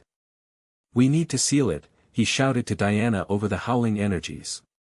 "Before anything comes through." "How?" she called back, fighting to remain standing against hurricane-force winds now emanating from the vortex. Naruto's mind raced, evaluating options with desperate speed. Then his hand touched the amulet at his neck, the crystal shard from his pod, dormant since the battle with Zod. A wild idea formed. If the crystal had once interfaced with Kryptonian technology, could it interact with this gateway? Both operated on principles beyond conventional physics, both manipulated energy at fundamental levels. Without time to explain, Naruto tore the amulet from his neck and launched himself toward the heart of the vortex. Diana screamed his name, but he pushed forward, fighting against forces that threatened to tear him apart. At the edge of the gateway, reality itself seemed to warp and twist. Through it, he could now clearly see what waited, not just divine warriors but war machines of impossible design, an invasion force prepared to subjugate Earth in the name of proper order. Ares recovered enough to understand Naruto's intent. "Stop him," he commanded, hurling his war hammer with godly strength. The weapon struck Naruto's back with devastating force, nearly driving him into the ground. Only Kryptonian durability kept his spine intact, allowed him to maintain his course toward the vortex's center. Diana engaged Ares directly, the god-killer's sword meeting his hastily conjured shield in a clash of divine energies. "Go, Naruto," she shouted. "I'll hold him." Reaching the gateway's edge, Naruto felt his very molecules begin to separate, pulled between realms. The crystal in his hand grew warm, then hot, then painfully brilliant as it reacted to the gateway energies. Knowledge flowed into him as it had when he commanded Zod's ship, not conscious thought but instinctive understanding of what needed to be done. With a final surge of effort, he thrust the crystal into the exact center of the vortex. For a heartbeat, nothing happened. Then the crystal flared with blue-white light that countered the sickly green of the gateway. The two energies fought, swirling around each other in violent opposition. Naruto poured his will into the crystal, drawing on both his Kryptonian biology and his Amazon training in channeling mystical forces. The blue-white light expanded, forcing back the green, pushing against the very fabric of the gateway. On the other side, the waiting forces surged forward, desperate to cross before their opportunity vanished. The foremost figure, a massive warrior in armor that shimmered with divine power, reached the threshold just as the blue energy overtook the green. Their eyes met across the diminishing gap between worlds, Naruto's determined blue against the warrior's burning red. The divine being raised a weapon that crackled with lightning, preparing to strike. Then the crystal pulsed once more, releasing all its stored energy in a final, overwhelming surge. The blue-white light consumed the green entirely, collapsing the gateway in an implosion of pure force. The shockwave threw everyone to the ground. Stone cracked, equipment shattered, and the ancient shaft collapsed in on itself as the gateway sealed with catastrophic finality. Silence fell over Karnak. Dust slowly settled on broken machinery and fallen guards. In the center of it all, where the gateway had been, now stood only a smoking crater. Diana picked herself up, the god-killer still clutched in her hand, and searched frantically for her brother. "Naruto." No answer came from the devastation. Ares rose as well, his armor dented and his expression a mixture of rage and disbelief. "What has he done?" the god demanded.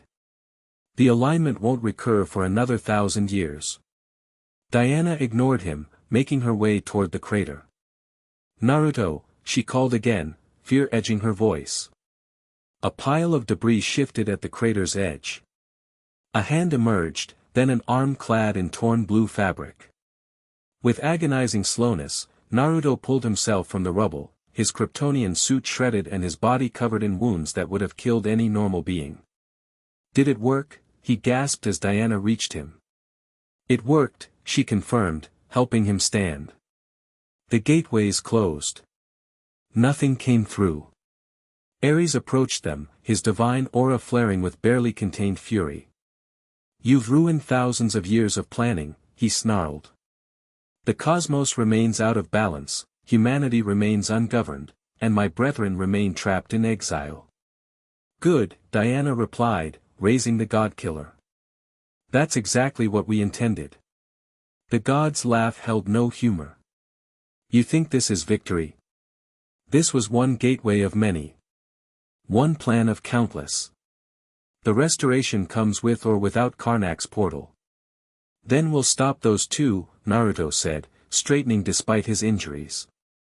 Ares studied them both, divine calculation evident in his inhuman eyes. After a moment, he stepped back. "Perhaps you will," he acknowledged. "Or perhaps you'll come to see the necessity of what I attempted here. Chaos cannot rule forever. Order must return." Before either could respond, darkness swirled around the god, and he vanished, not defeated but simply choosing to withdraw from this particular battlefield. Around them, the few conscious guards and workers fled, Minerva among them. Within minutes, only Diana and Naruto remained amid the ruins of what had nearly become an invasion point for divine conquest. "We should go," Diana said, supporting Naruto as they made their way from the crater. "Authorities will come investigating the explosion. And Sophia's network needs to know what happened here." "And what Ares said," Naruto added grimly. "About other gateways, other plans." They made their way back to Luxor using mundane transportation, avoiding attention despite Naruto's injuries. By the time they reached their contact's office, his Kryptonian healing had already begun repairing the worst damage, though he still moved with uncharacteristic caution. Dr. Hassan helped them establish secure communication with Sophia, who received their report with grave concern. "If Ares has been manipulating events worldwide," she said over the encrypted connection, "then the pattern of metahuman emergence takes on new significance. He's preparing the battlefield, positioning his pieces." "For what?" Diana asked. "Full-scale divine invasion. Or something equally catastrophic," Sophia replied. "Our other monitoring stations report similar disruptions at ancient power sites. Whatever Ares plans, Karnak was just one component. Then we need to find the others," Naruto determined. "Stop them before they activate." Sophia nodded. "Precisely. Which is why your mission parameters have changed. No more observation only. You are now authorized for direct intervention when divine or alien threats are identified." The implication was clear: they had moved from reconnaissance to active duty, from observers to warriors. "What about Themyscira?" Diana asked. "Mother should know what we've discovered about Ares." "Agreed.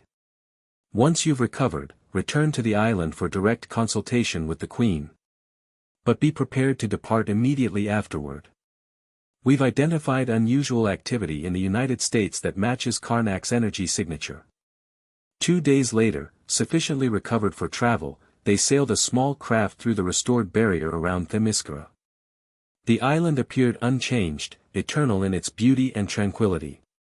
Yet as they approached the harbor, they saw the full Amazon army assembled in ceremonial formation, not just a welcome home but a formal recognition of warriors returning from battle.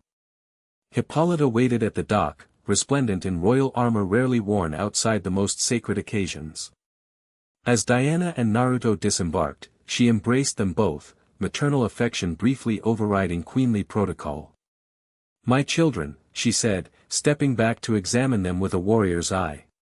"You bear the marks of true combat." Indeed, despite his advanced healing, Naruto still carried a scar across his cheek from the gateway's collapse, a wound inflicted by forces beyond even Kryptonian regeneration. Diana moved with the subtle adjustment of one who had recently recovered from significant injury. "We have much to report," Diana said formally. "And we shall hear it all," Hippolyta assured them. "But first, Themyscira welcomes home her emissaries with honor due to those who have defended not just our shores but the world beyond." The ceremony that followed moved Naruto deeply. Amazon warriors saluted them not as princess and adopted son but as battle-proven equals who had carried Themyscira's values into conflict against a god and emerged victorious. Later, in the privacy of the War Council chamber, they provided full details of their encounter with Ares, the gateway, and the divine invasion narrowly averted. Hippolyta listened without interruption, her expression growing graver with each revelation. "So Ares continues his eternal war," she said when they finished. "Not content with corrupting humanity through conflict, he now seeks to subjugate them entirely under divine rule. With himself as supreme commander," Diana added. "The perfect state for a god of war, permanent conflict under his control." Hippolyta rose and moved to an ancient map displayed on the chamber wall. "These power nexuses Sophia identified, they align with sites sacred to multiple pantheons. Ares is not working alone. He has allies among other divine entities who similarly crave restoration of their worship and authority. How do we fight gods? Naruto asked the question that had troubled him since Karnak. Hippolyta turned to him with unexpected pride. You already have, my son. The gateway is closed, Ares temporarily thwarted. But more importantly, you both discovered the true weapon against divine tyranny. The God-Killer? Diana asked, touching the sword at her side. Choice, Hippolyta corrected. Free will. What Ares and his kind cannot abide is humanity's right to determine its own path, make its own mistakes, find its own greatness. That is what you defended at Karnak, not just lives but the freedom to live them without divine masters. Her words resonated with something fundamental in Naruto's understanding of both his heritages. Krypton had fallen partly because its society became too rigid, too predetermined. Themyscira thrived because, despite its traditions, it valued individual excellence and choice, including the choice Hippolyta had made to raise a male child among Amazons. There's something else, Naruto said, revealing a detail they hadn't included in their initial report. When I used the crystal to close the gateway, I saw something. Not just images but knowledge. What kind of knowledge? Hippolyta asked. About Krypton. About Earth. About connections between them that go back thousands of years. Naruto struggled to articulate concepts that had downloaded directly into his consciousness during those crucial moments. The crystal contained more than just data, it held my father's understanding of cosmic relationships, of how different worlds and species connect through what he called the cosmic web. And Ares seeks to manipulate these connections, Diana surmised.